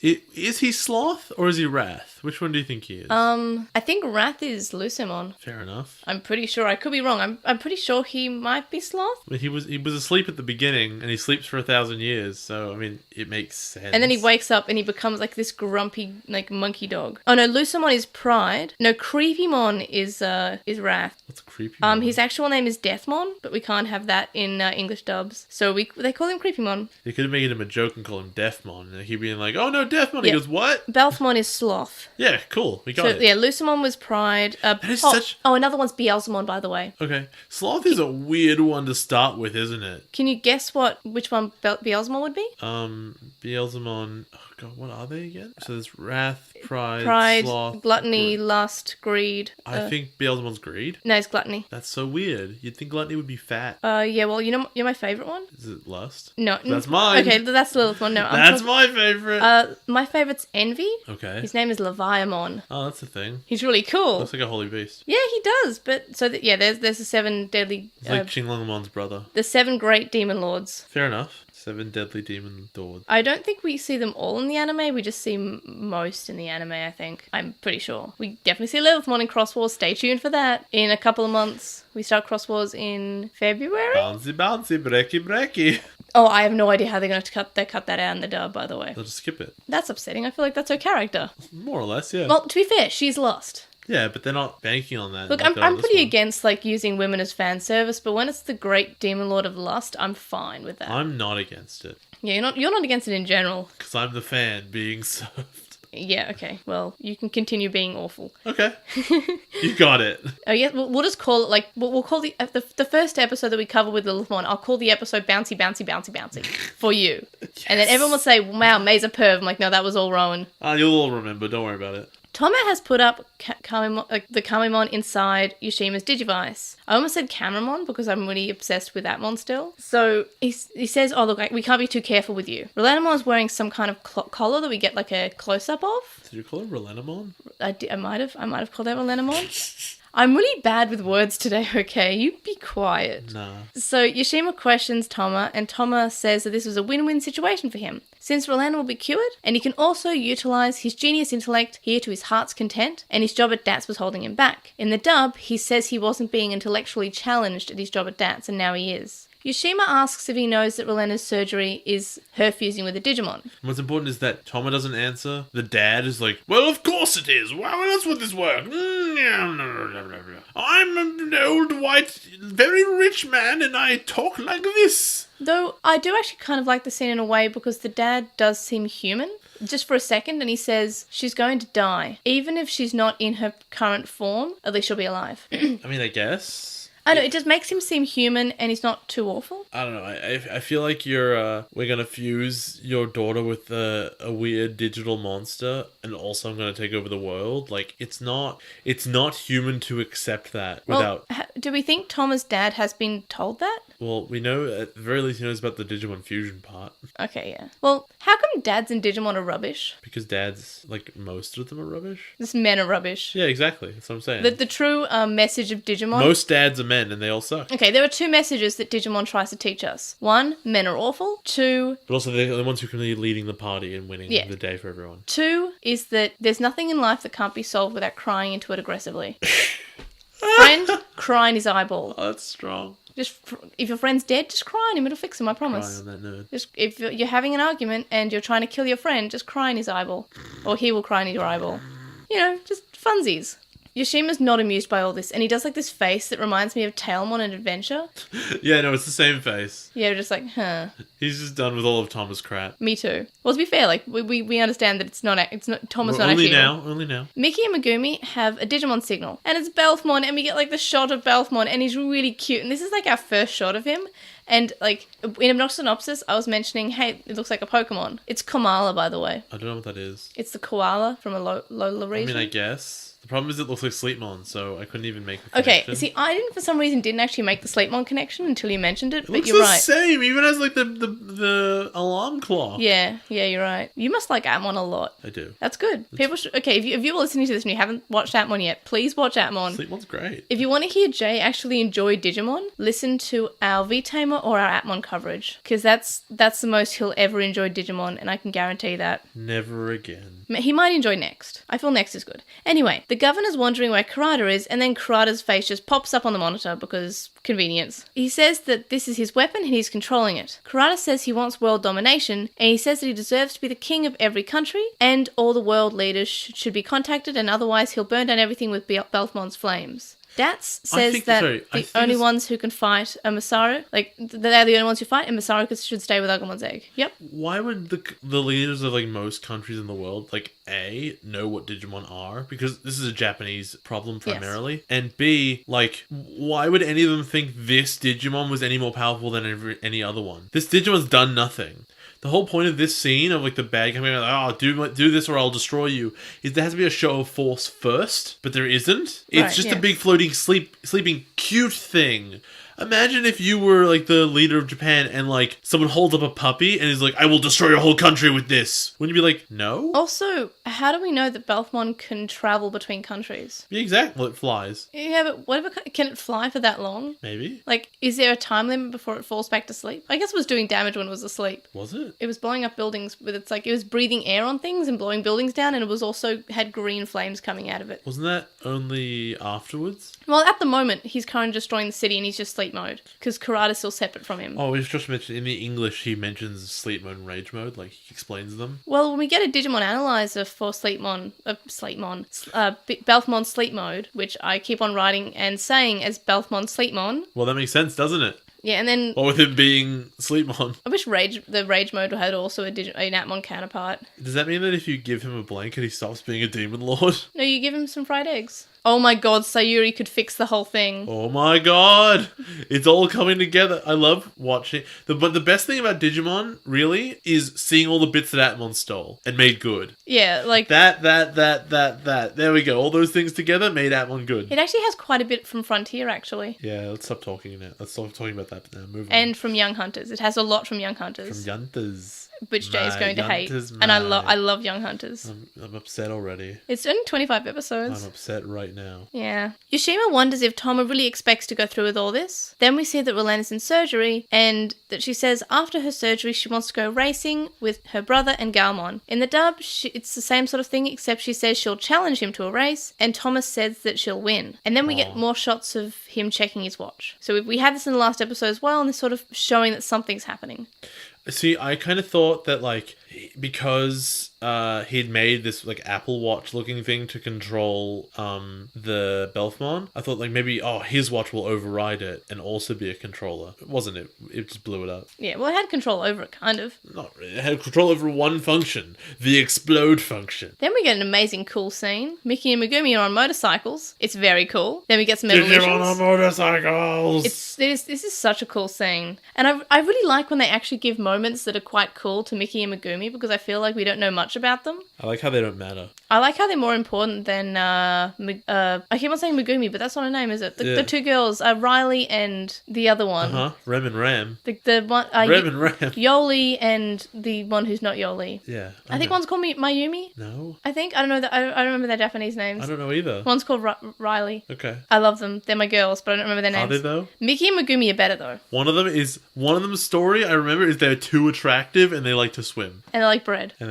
Yeah. And so we get evolutions, including Perfect for the Rookmon, and they become Bishop Chessmon. Okay, I'm gonna be... Rook Chessmon and Bishop Chessmon. This is my favorite thing in the entire episode right now, is you have a literally like 2-minute evolution sequence, and then Kurata kicks back and goes, well, that killed some time. Yeah. Well, He literally says, like, well, that killed some time. in the dub, he says, chess is exciting. Like, I'm going to play some chess. This is exciting. And he's really excited to play chess. What bothers me is that if he's such a genius and likes chess, he wouldn't say, yeah, knock their pieces over. It's capture their pieces. Yeah, he makes a lot of chess jokes. No, but it's like, knock their pieces over. But Jay... It's like he doesn't actually know how to play chess. But Jay, do you think he can play 20 games of chess while everyone else watches?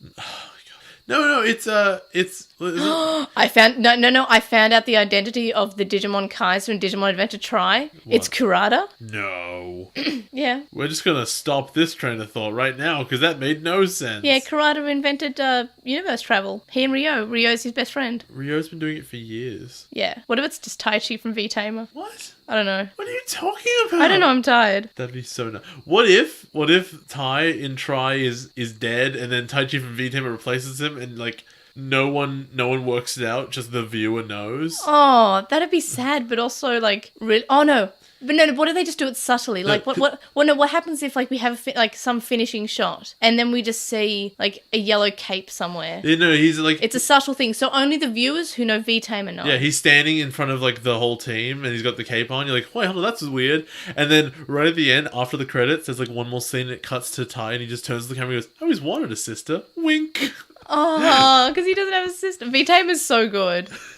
I was just saying, I'll miss Zero, though. He'll be around. Zero's better than Agumon. It's actually true. He really is. Like, I love Agumon, but, like, Zero. Zero's great. Zero's just a big puppy dog. So, back to the series we're covering. Belphmon is very strong, and Kurata says that Digimon are all controlled by power, and you need to have lots of power to control Digimon. Then we have Masaru apologising to Agumon's Digi-Egg, and this is the part that I mentioned a bit earlier that kind of upset me. In the dub, Marcus doesn't seem as sincere, and he's saying, look, I didn't know this would happen, and it seems like he's trying to justify himself, but at the same time, to be fair, like, he didn't... He's justified. Yeah, he didn't actually know it was going to happen. Masaru did nothing wrong. I know, it doesn't seem as sincere. We have Sayuri and Chika watching, and then we have some helicopters from the Ministry of Confidentiality show up and attack Belphmon. And Kurata says that this must be them refusing his demands. Thoma looks at his watch again, and he deactivates the collar, and Galmon takes it and uses it to explode some things. Why would the Ministry of Confidentiality have any jurisdiction at this point when it's incredibly public? Yes. Okay. Yes. No, you have a point. It also explodes Kurata's controller. In the dub, we get a really out-of-character moment from Thomas where he says, surprise, to Kurata, and it's weirdly out of character. He couldn't even hear you. Like... We find out that Thoma put a bomb in the controller, and Thomas says that there was a bomb planted in Relena's necklace, and the only time it could be taken off was during the surgery, and he had no choice but to earn Kurata's trust and turn the tables on him. I just want to ask, how did he know that there was a bomb in her necklace? Well, maybe he could intuit the fact that, like, she has this necklace that's weird around her neck, it's got a light on it.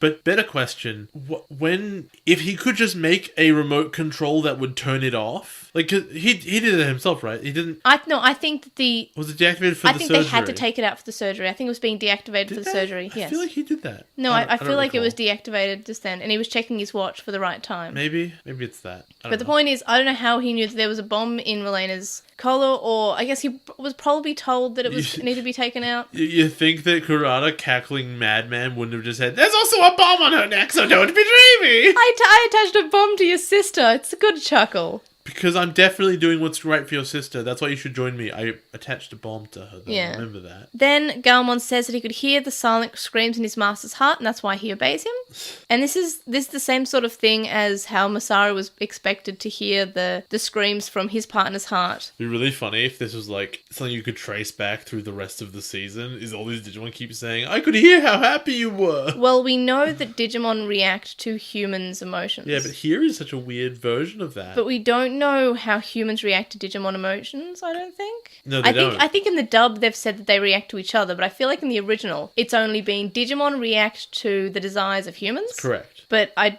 don't think it's the other way around, and that's why I think that Bancho Leomon's just wrong. So now Kurata just gets up and is like, well, if you got something he's doing, you gotta do it yourself. Oh, no, And he but walks before that, Thoma's dad bursts in and he yells at him, and Thomas says he's not giving up and he will cure his her illnesses himself. And he says, look, I've been studying all this time and this is the purpose I've been studying for. In the dub, it's more obvious. And he straight up says, this is why I wanted to become a doctor, so I could cure my sister. I mean, I've always asked you the really obvious question about how did this 14-year-old become a doctor? But I think this puts us on a weird timing, right? How old is Relena? I feel like she's maybe the same age as Chica and Akuto, so 10. Okay, she's 10, and we Look, generously... Look, 100%, I'm just trying to work out how old Relena was and if she may be his half-sister. Because if we are generous and say it took 6 years to become a practicing medical doctor, and he became a doctor the day before he showed up on the show, because obviously he was probably a doctor for like a year at least beforehand, but let's be generous, that means that he was 8 years old when he began his medical studies. So he must have finished at least like high school level stuff before then. So, and if he is 4 years older than Relena, then an 8-year-old decided to become a doctor when his 4-year-old sister was sick, and she has also survived at least 6 years with this illness, and the only thing that it does to her is I guess it makes her a bit weak. Yeah. Okay, no, I see your point. It is a very strange time frame if you think about it. Yes. The problem is they made a 14-year-old a medical doctor. I feel like this would make more sense if they were just maybe 17. Yes. I mean, I know, any more time would make it make more sense. I know that there are 13-year-olds who can start college. Yes. But graduate from the medical profession, maybe not. Maybe I feel like not we so looked much. it up once. I think the youngest ever was 17. Yeah. But I feel like, and this is something that I'm surprised the dub didn't do, because the dub does often age up the characters by a year or two. I feel like they could have just nothing would change if you just aged them up to maybe 16 or 17. It's still an achievement. He still would have been a 10-year-old when he started. He would still be quite young, but he wouldn't be too young, right? No, still probably a little bit. Then Kurata says he's going to turn into Belphmon himself in his heart and go to his heart. And this is implying that he was going to do this with Relena, and it's more so in the dub. But it doesn't make any sense for him to imply that, because the door to do that, it's a doorway with no guarding and no buttons. And no surgery. Yeah. Well, no, here's the thing. It's a door with no guarding, no buttons. If you just walk into it, you are atomized, and then you become the thing, which, by the way, shoots directly at where Belphmon is. So that was planned somehow. But the surgery is in a different part of the building, and presumably this teleporting door wasn't there. So how did he intend to get her from that surgery table to the teleport door while he's like, Thoma, you do the surgery? Okay, I feel like what the surgery was doing is that it might have prepared her for being zapped into the Digimon. You clearly don't need to. Or, alternatively, maybe he didn't want her to be knowledgeable of what was going on, so maybe maybe she was going to get a lobotomy. She's an 11-year-old. Also, Thomas is a medical doctor. He would know that's what was happening. Yeah. No, good point. Okay, you know what? This would have made perfect sense if Thoma wasn't in the room in scrubs about to perform the surgery himself. Without Kurata. No, I see your point. Now I want to talk about my favourite part in the dub. Okay. You're allowed. I'm going to step you through this, okay? Yeah. And you're going to point out which part you think is a bit off. Okay. Okay. So, Belphmon, who now Kurata, he's like attacking everything. I'm actually so annoyed that Kurata legitimately controls this thing. I would really think that, like, he gets in there and then the personality takes back over, and it's like, oh no, I was hubris all along. So anyway, rage mode is attacking and killing everything. Bunch of helicopters come up, try to attack him, swats them away. They all die. Yeah. In the dub, right. The best line ever. Alert! All units retreat! All units retreat! Land safely! It's so forced, and it's like, no, you know what this is? They added in this line. There was no line in the original. No, you know what this is, though? We have to go save all those Digimon on LostinTranslationmon. Yeah. Yeah, it's the removal of death. It's basically saying, they're going to be fine. Shrug. And it's the most forced thing ever, because they're actually saying this while the helicopters are currently upside down. Also, I want to mention that Rage Mode says, I have great vengeance and furious anger, which is a little bit of a Pulp Fiction reference. Don't mind if I do. I didn't get it. It's a reference to that prayer, which is like, I walk in the valley of the shadow of death. That's the whole thing, but it got popularized by Pulp Fiction. Right. And I will fall upon my brother with great vengeance and furious anger, etc., etc. What about if you walk through the valley where you harvest your grain, and then you take a look at your wife and realize she's very plain. But that's just perfect for an artist like you. You screwed it up. Well, I was Said talking about you. you No, I used said you. You can't rhyme anymore. But I know that's why I stopped. Okay. Weird Al Yankovic is a star, and I love him.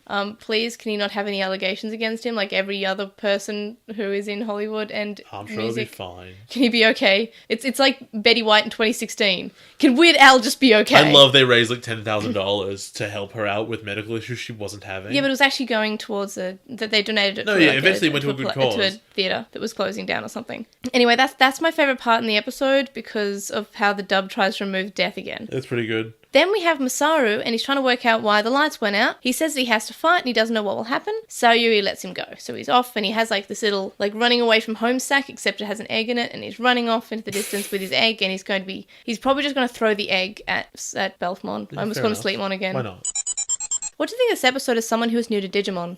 You know what? It was fine in the sense that like there were bits that were good and the story's alright, but I can't get over Kurata walking through a random doorway and just becoming like spirit gas and then being beamed into a Digimon. Oh no, that is a very, very stupid scene. I thought it was silly. It's so bad. His face is silly, but I mean, I don't hate it though. I do.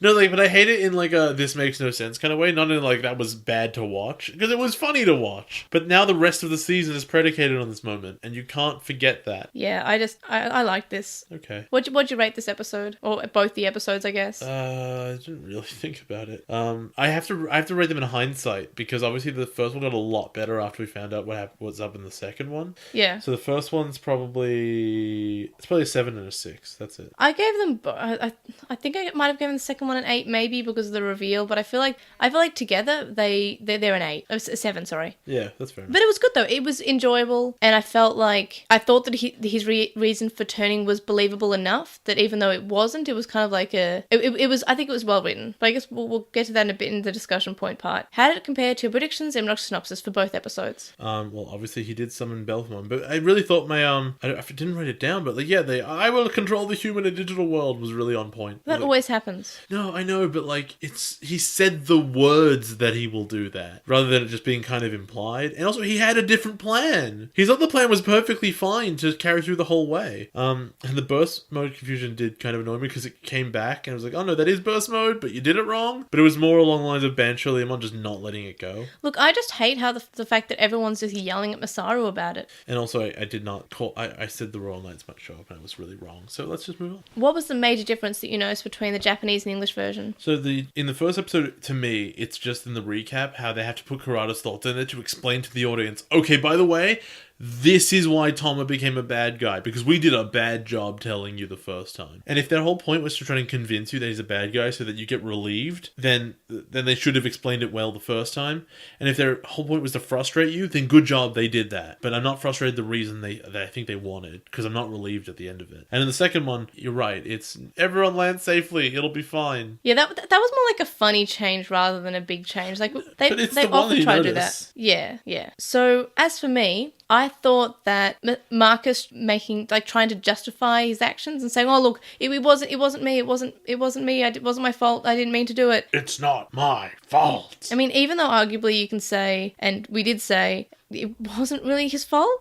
That's what I would say. And as for another difference, it was Kurata seems to not be genuine. Like he seems to, in the dub, not to be actually wanting to heal Relena at all, and like that doesn't seem even part of his plan. It seems that Thoma might be being misled. Which is weird though, because like he's been open about the Digimon fusion thing with him, obviously, because Tom was not surprised and the dad already knows. So it's just that he's a weirdo, pretty much.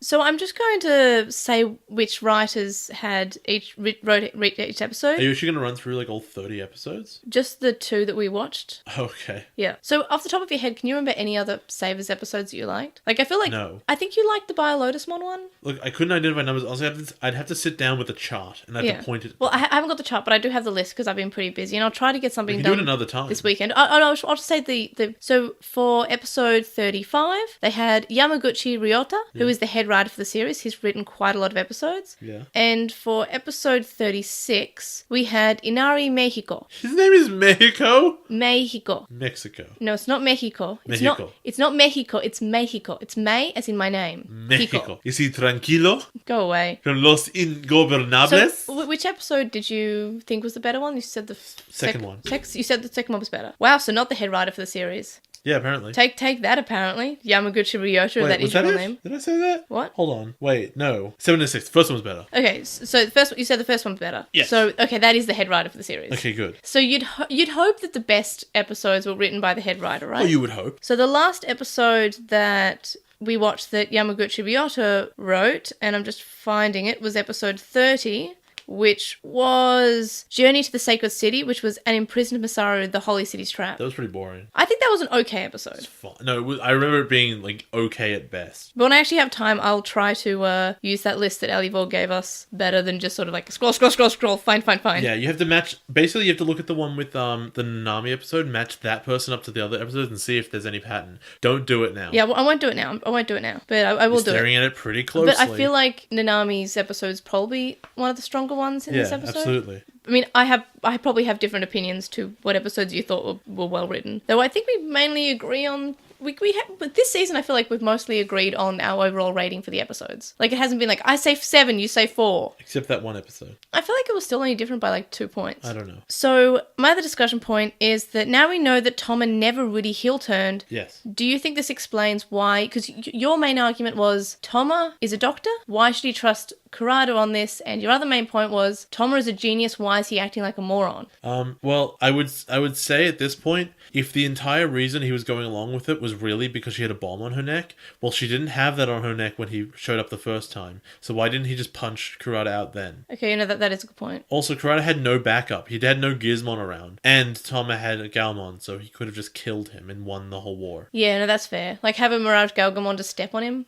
And also, if your position was, but it makes so much sense because he felt like he wasn't being intellectually challenged, and he was questioning his loyalty to Dats and all that. Well, then none of that actually applied. Yeah, that wasn't real. Yeah. Okay. But the point is, it makes it. My argument was really because I knew that Thoma this is part of his plan. My opinion was really that it was believable that he would heel turn because of his sister and because of his feelings towards Masaru and his experiences in his discussion with Nanami and all this. I feel like those situations and those experiences made it believable that he would heel turn. But there was literally no reason for the Olympic boxer to not punch Kurata to death while he was there. I feel like he also didn't want to assault someone in front of his sister. He's committing genocide. Okay, good Also, point. she wasn't in the room. I feel like there's a good argument, They but were in the I was room too alone. tired. But I feel like there is a good argument, and I feel like I would look forward to hearing it. I feel like Kurata may have had something on Relena at that point, maybe.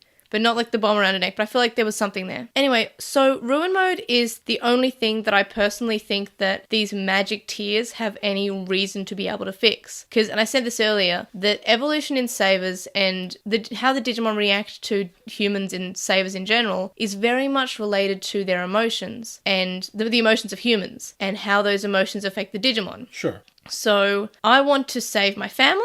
And that's what I really want. That triggers an evolution because it's him wanting to protect his family. Sure, man. I want to kill this guy because he's betrayed me and he's joining the side of Digimon genocide. I want to kill him. I want to protect Digimon. Yes, but it's it's not I want to protect Digimon. It is I want to the focus. No, it is I want to kill someone. That's anger. That's Ruin Mode. Then we have I'm regretting my actions. I let my anger get the better of me and I submitted to my anger. I'm feeling sorrowful. I'm sad. I'm crying.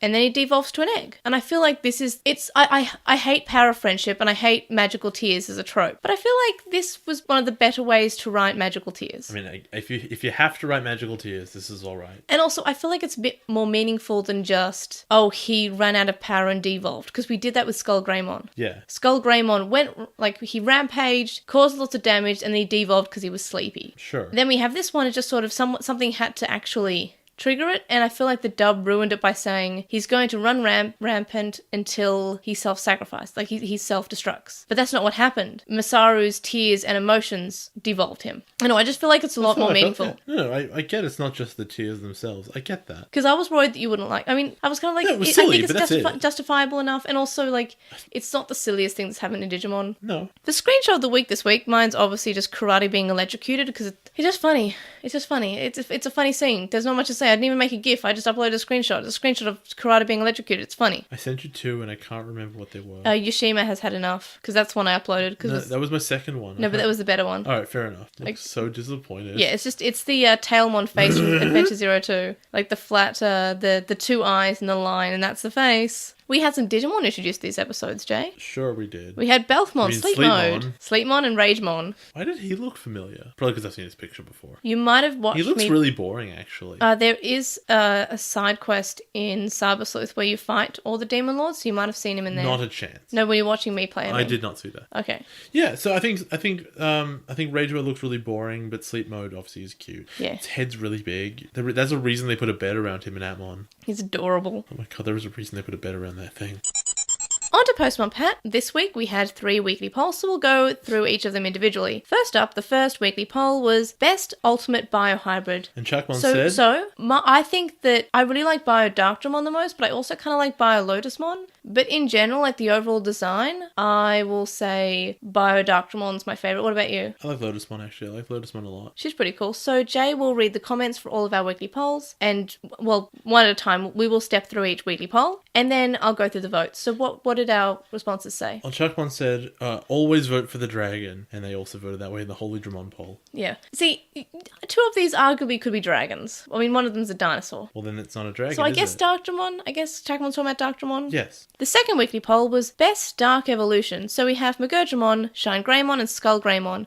Who do you think's the best? I actually think Skull Greymon, honestly. Really? I know that no one else has agreed with me looking at the results, but I think that one's the most straightforward, and you like instantly understand this is why it's happening. Oh, speaking of results, we didn't even go through the results of that one. I thought you were gonna do it last. So the Biohybrids one had 27 votes, Bio Lotusmon had 13, Darkdramon had 8, and Biospinamon had 6. I came out on the right side of history on that one. So for Dark Evolutions, I think that Shine Greymon is the best. I don't know, maybe it's because it's the one I just watched, but I feel like the episode, the emotions were the best in that episode. I actually felt something. I felt concerned, and I felt anger, and I felt sadness, and I felt sorrow, and I felt the emotions that I was meant to feel. I felt like the main character is meant to be your eyes. Like you're meant to experience the world through the main character. And I feel like his motivation for evolving Dark was okay. Was good. No, but that's not the thing, right? He had no motivation for evolving Dark. There was a thing that happened and it triggered it, and you can see 1-to-1, but for me... I feel like the trigger was the best. And also, I feel like the outcome was also the best. Like, I feel like even though Masaru didn't do it on purpose, I feel like he was almost punished for it. No, but see, I find that just really frustrating because it's not his fault at all. Yeah. I see your point. Like, because it's not his fault. Whereas, of the 3 Dark Evolutions, whose fault is it? You can draw a 1-to-1. Who learned a lesson? Tai did. Tai learned the biggest lesson because he was... And as a character growth moment, Skull Greymon's like, I think, it's the best because Taichi actually learns, and I feel like that's a big point for him. And so, but the other 2 are just really angry that something has happened. So their Digimon just like, I'm angry too and I've evolved badly. But this is you as a partner failing your Digimon because you have made bad decisions. Did Takado get punished? No. Wait, hold on. No, he didn't. Because he was pretty mean. No, because like right after that, everything was just solved. He evolved his Digimon. I mean, I think he had like a Neon Genesis Evangelion like revelation sort of thing going on, but he didn't get punished for like basically almost killing his Digimon. There was nothing, yeah. Yeah. But I think learning about it's not that it's not you were angry and that's not acceptable, because anger should be acceptable. But it's that when you're angry, you did something irresponsible, and it's actually your fault, and thus you wanting to evolve made it evolve wrong. I think that's so much more fascinating than I'm angry, bad thing happened. Okay, no, that's fair. So Jay will read the comments and I'll read the results after that. So we got one from Chuckmon who says, it's definitely Skull Greymon. The only thing scarier was Chimeramon. And Elivorg says Shine Greymon. His motivation was the best with both Takato and Masaru, but Masaru had actual recuperation while Takato did not. Taichi had bad motivation but good recuperations. I think that meant to say repercussions, probably. Yeah. And Masaru got both. So the results were 30 votes, so that's pretty decent. That's probably one of the higher percentage, like the higher number of votes. So we have Magurjamon with 24, Shine Greymon with 4, and Skull Greymon with 2. Our third and final weekly poll this week was, is Jay wrong about how good the writing was in episode 34? But, I mean, the real question was, how believable was it that he would heel turn, even though it turns out not to actually be real? So Jay will read, actually, well, I guess, do you think you're right, Jay? Now that we have actually shown that he wasn't actually turning bad, do you think it's more believable, like, now in hindsight? No, we should have punched Kurata in the face. Okay, that's fair. Like, if the necklace was around the neck and he would have been like, what's that? Oh, my doctor gave it to me. It's not hard. It's so simple to, like, add in the bits that would have fixed this. Originally, I said it was 30-second discussion of, okay, I will definitely cure her as long as you work for me. And then he sort of has his, like, moment where he weighs it together and he goes, okay, no, fine. Well, now it's just like, what's that? It's a thing. And just look at it suspiciously. Like, he's working it out himself. It's really not that difficult. So, you know, from Noam, who says, during the fight with Nanami, Thoma has a succession of realizations. First, acting purely in the way he would think wouldn't always yield the best results. The fact that Nanami, Ivan, and Koki had been genetically modified by Kurata proves his understanding of the human body and genome, and later on his meeting with his father and hearing Kurata's proposal forces those two worldviews to clash again. On one hand, he is of strong opinion to prove himself correct over his father. On the other, he can't argue that Kurata can stand behind his promise, which A, isn't mentioned at the time in any way, and B, in hindsight, is wrong because he doesn't believe it. It doesn't really seem to stand out to me either way, but I still feel that way. Added to the fact that Nanami, who is allegedly equal to Thoma in intellect, had been persuaded to work for Kurata, it does hint that the latter has a strong ability to convince others to agree with him, something we literally never see, even with these people. The only person we only know how he convinced them is the guy who got paid money. And all that said, it's hard to think that Thoma would so quickly turn against his friends without apparent hesitation. My vote goes to Jay. Nice. And Elivorg says, I voted that Jay is wrong. But actually, for the most part, Jay is wrong because he's basing his entire argument off the premise that it's all the explanation we are ever going to get as to the reasons behind Thomas' heel turn, which, as he will see when he watches the next episodes, is objectively wrong premise. I maintain that he would just punch Kurata even if in the way it turned out, whatever. People watching this for the first time should be able to appreciate that there's more to this story than we haven't seen yet. Jay has a good point that all the build-up May described might still not be enough to justify advocating genocide. But the appropriate response to seeing this would not to go, well, I guess this is just bad then. The appropriate response would be to have a reasonable amount of faith in the writers and go, okay, you know what, that is asking me a lot from me with Digimon. That is asking so much.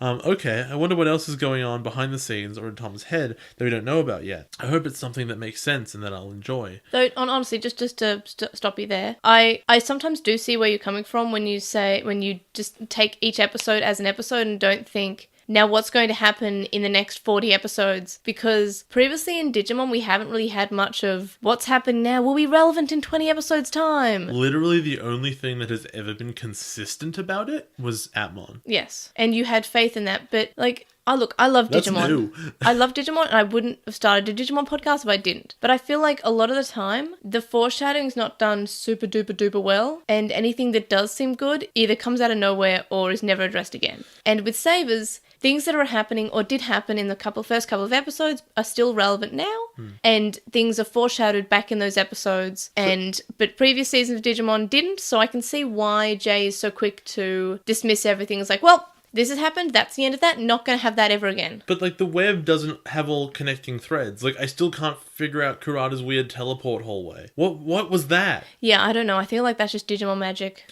And that's the thing, right? With Atmon, I got to the end of it and I said, everything connects except this one thing, whatever.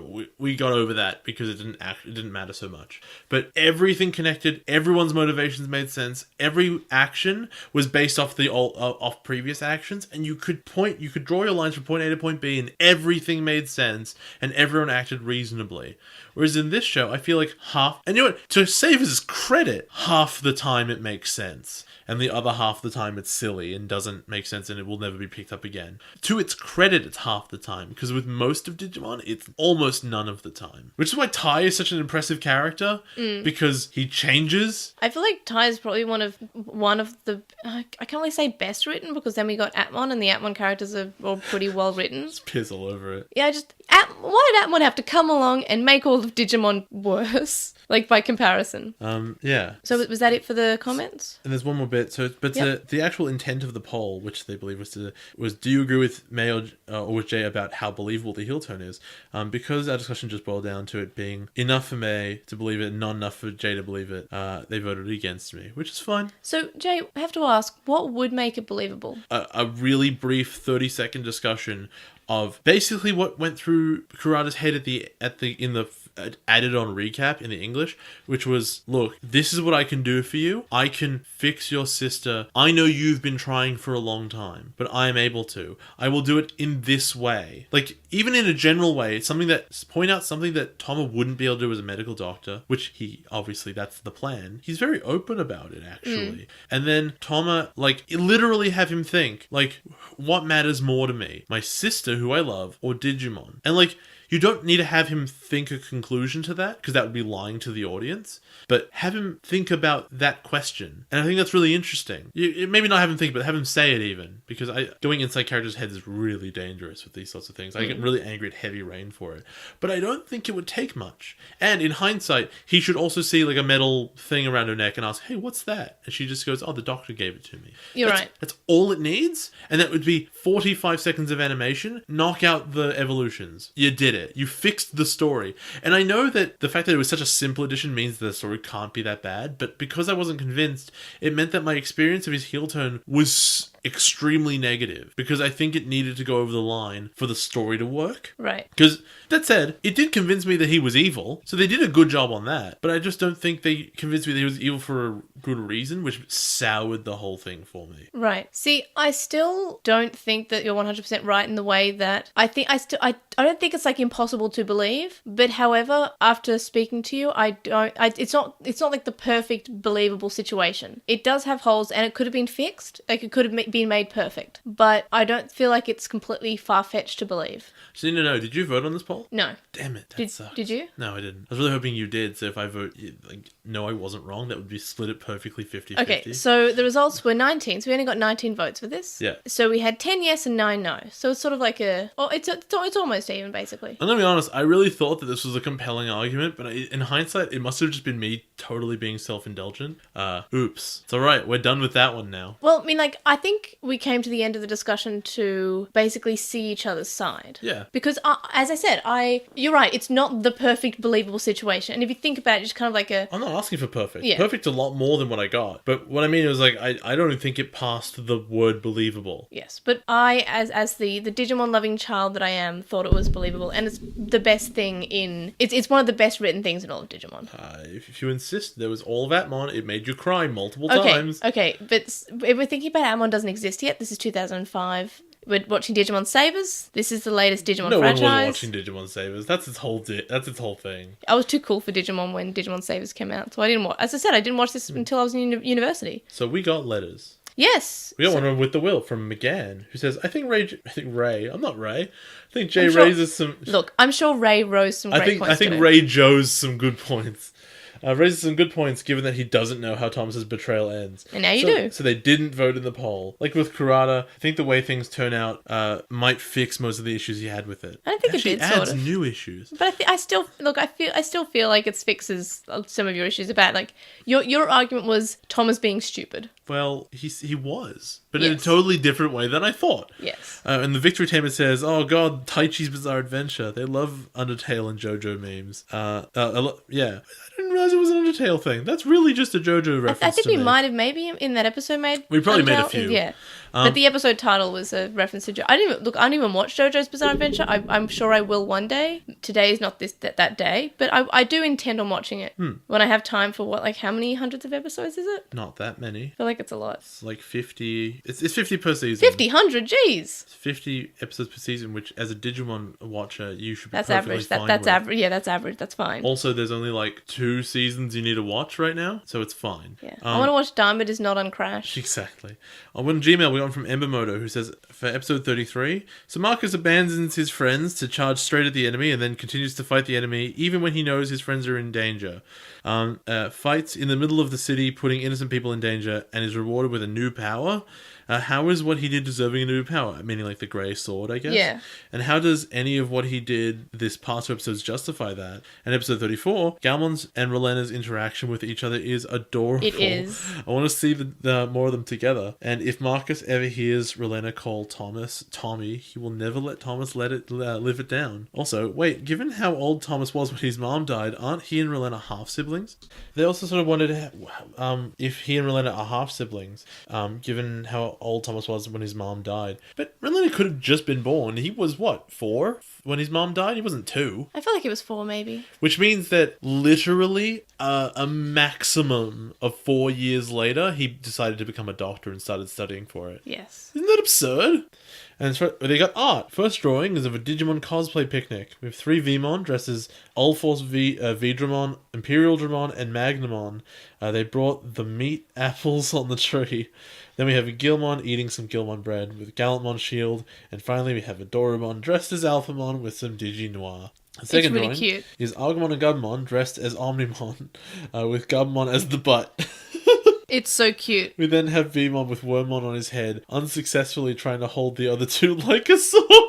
Because it was in relation to what we were talking about. It's I so good. That. It's so dumb. So I posted this on our social media. So thank you so much. It's beautiful. I want to see it again. It's so good. We got one on Tumblr from Ellie Vorg, who says, one of my favourite, which I mean most amusingly dumb, changes in episode 33 is this. In the original, one of Kurata's men says something about the enemy suppression rate being at 40%. It's a bit of a silly line, but what they presumably mean is that they've killed 40% of the Digimon forces that Eldoradimon had, although the rate is the wrong word to use for that.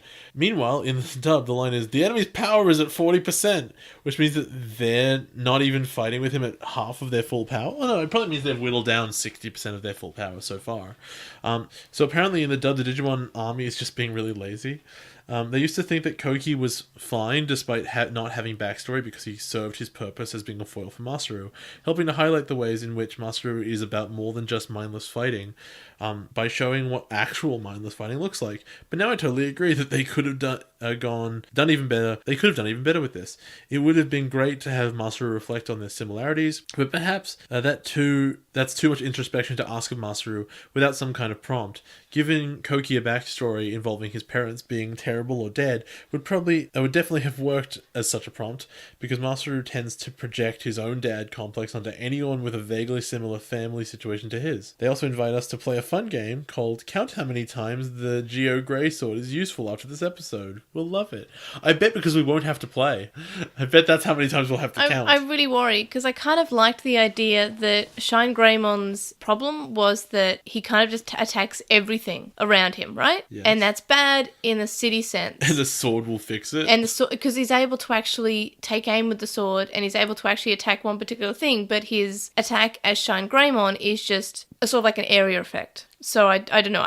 I feel like it's sad that the idea that he won't use it again. I don't remember it being used again. I know it's definitely shown in the title in a pretty big way. So I hope that it's the answers in every episode going on. So Thoma accused his father of not helping with his mother's suffering. He didn't mention her death specifically. There was this brief moment back in episode 15 when little Thoma asked to go to the festival and his mom looked at her watch before saying yes. That subtle thing implied that perhaps she's busy a lot with work and didn't know if she'd have time for a festival.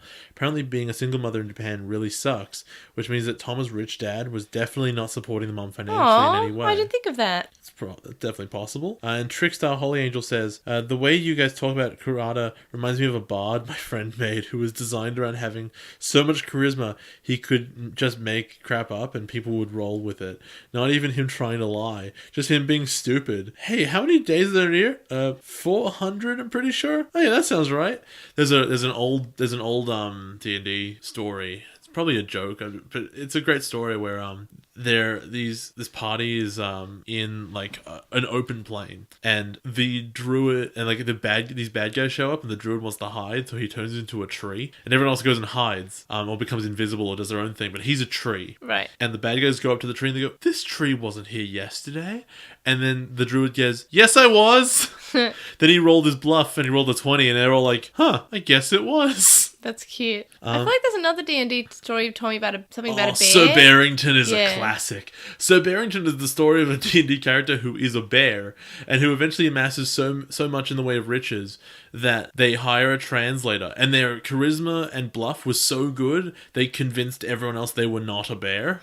So they would rah, the translator would speak for them, and everyone would just understand, and they just assumed that he's not a bear because he told them he wasn't. That's fantastic. I love that. And then finally an NPC at some like banquet rolls a 20 and figures it out, or rolls like multiple 20s in a row and figures out that he's a bear and starts freaking out like, "Oh my god, there's a bear at the table." In fact, I think he goes, "He ate Sir Barrington." And then everyone looks over at him and they arrest him because he's crazy. That's cute. And he's like, "That's not a bear, that's Sir Barrington. What are you talking about?" That's really cute. And finally on Reddit, we got one from Odaiba Memorial. I don't know how that memorial could send us a message, but that's cool. Straight from Japan. It's becoming increasingly apparent over the course of the podcast that Jay tends to focus all of his criticisms on narrative and seems to treat all other aspects of the show, the visuals, the music, the atmosphere, as ancillary or even unimportant. I actually do feel that way about a lot of media, but it also has to do with I need to be sold on the narrative before I can find the visuals that interesting. Like, I think art house is nonce. Like, I don't care, because I don't think the stories in most art house things are any good. And I need to care about what's happening before I can be impressed by the presentation. At the same time, a bad presentation can have a good story, and I'll like that. So that's me, right? And that's people can consume things differently. Like, I think you focus on the music a lot, I really don't care. No, I'm not just music. I'm just everything. The atmosphere. I was using it as an example. Yeah, and also I feel like, I guess I'm gonna say Destiny is a good example. Like the game, I love Destiny. It is so much fun. It is just such a fun environment, and the graphics are pretty great. I mean, I have bad eyesight, so like Minecraft looks good, but I feel like the atmosphere was great, the music was great, the visuals were great, the game was fun, the mechanics were great, and I love Destiny. It's probably one of the most fun I've had in a game besides Persona. But I couldn't tell you anything about the story because I'm not like a very story-oriented person. Like, yeah, I love a good story and I can appreciate when something's well written, but it is not the only thing for me. I love atmosphere, as I said, and I love mechanics, and that's why I think that I even like Frontier, because Frontier did have some actual good parts to it, some well-written things, some small well-written things, but some good like background stuff and some good mechanics. And I love mechanics. I love card slashes. I love appearizing. I love using mechanics in clever ways. But yeah, for Jay, I feel like the main thing for him is the story. Absolutely. And I feel like if I'm going to go somewhere for art, I'll look at art. If I want to go somewhere for music, I'll listen to music I really like. If I'm going to go to a TV show, I want a good story. That's why I'm here. Yeah, no, that's fair. So they say that strong narrative is the cornerstone of a good show, but TV and cinema are also a visual medium and can and should take advantage of the oral and visual aspects. Look, let's be honest, Digimon is not a pretty show. There is nothing incredible about the animation in Digimon. There's really very little about it that's visually impressive. The only things that ever stand out are Digimon designs, and most of them are butt ugly. I think the scenery in Savers is quite good. There's a burning city. There's nothing special about it. It's generic. When we first go to the digital world and we see these beautiful scenery. Yeah. But the digital world always hamstrings itself by being like nonsense. Look, I honestly think that Adventure had a really nice atmosphere and background because we had those speckly dots. Yeah, they had all these nice use to colour. And it was, as I said, it was very basic, and sure, the animation quality wasn't amazing because it was the 90s. Well, it was 1999 and early 2000s. But the digital world having that speckledy effect, look, and then if they didn't have that speckledy effect when we went to the real world, and we had the comparison between Taichi being in Odaiba in Home Away from Home, and then him being back in the digital world, and we have these different, the different styles. That is good. Speaking of speckledy effect, they say that they noticed it in Lane as well, and also they noticed in Hurricane Touchdown, because they say the aesthetic, and that's really nice. To which I say, an aesthetic can be really nice. If I'm bored, and then I'm unhappy. So it's going to get a bad review. It can be as pretty as it wants. If I'm bored, I'm not going to enjoy it. The Lane's getting better.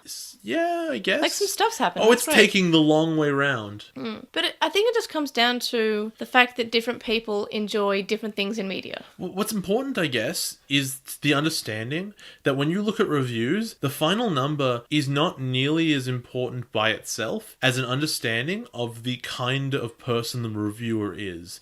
For example, back in the day, the way that like IGN and other people's would do reviews, right? They've got a limited staff, and they would distribute games out. And if literally no one on your staff likes fighting games, totally possible, by the way, and they get Street Fighter 4 to review, it's not going to get a review that makes any sense for that game because the person doing it doesn't know fighting games. It's like that I think it's IGN review of Pokemon Omega Ruby and Alpha Sapphire, 7.8 too much, 7.5 or 7.8 too much water. Like, well, that's kind of like the thing. Like, that's part of the story.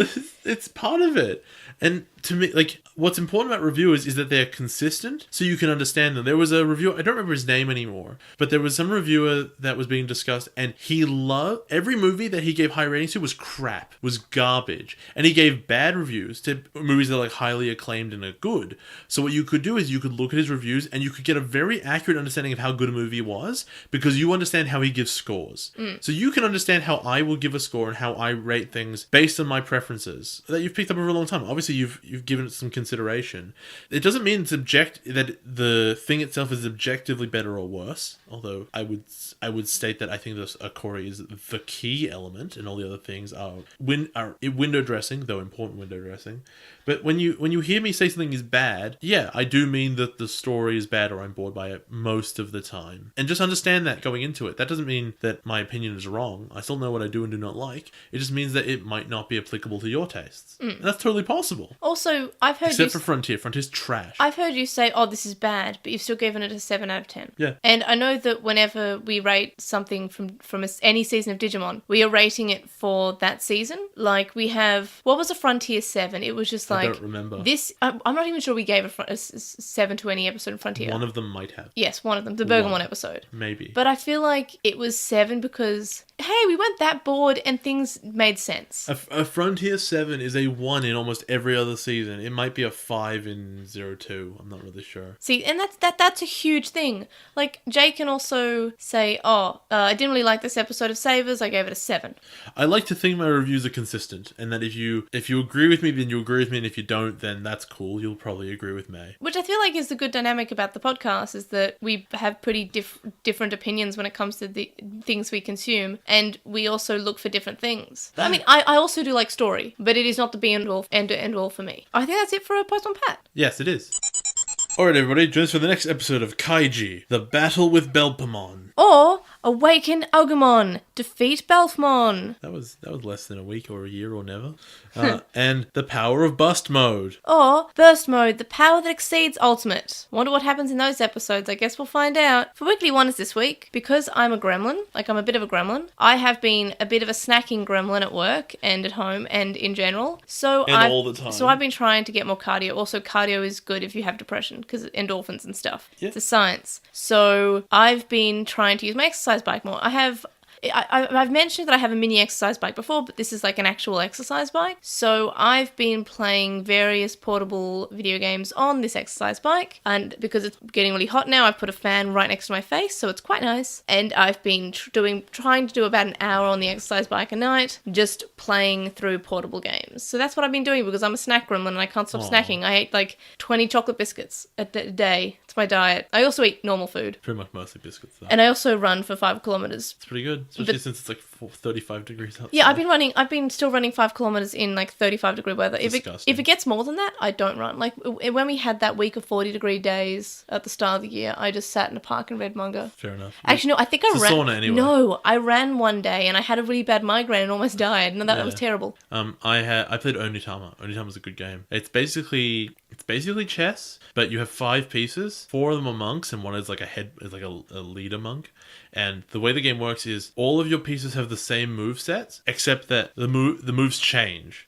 You randomly deal out. You have like these cards that have 5 moves on them. You get 2, your opponent gets 2, and 1 is in rotation. What happens is you use one of your moves. Say there's one thing that allows your pieces to move either left diagonal, right, or right backwards diagonal, right? And you use that move once to move, and then you pass along, and it goes into rotation, and you take the one out of rotation. So whatever moves you have, your opponent will eventually get, and whatever moves your opponent can do, you'll probably eventually get. But you can like restrict their movement by not using them, and you can do weird moves where you wouldn't have put them into check or checkmate, but you do because of the thing you get out of rotation. It's a strange game, but it's really fun. It sounds good, because I know you like chess. So. I do. And this one, it's very strange. Did you ever play the Goats and Tigers one? I did, with you once. Yeah, that was fun. I really like that one. So you can find in our link dump our weekly poll and our weekly wonders and our screenshot of the week. This week's weekly poll is sleep mode or rage mode. Sleep mode, obviously. Well, rage mode's pretty cool. Sleep it's a mode, big obviously. grumpy bear. So our Redbubble's linked in the description,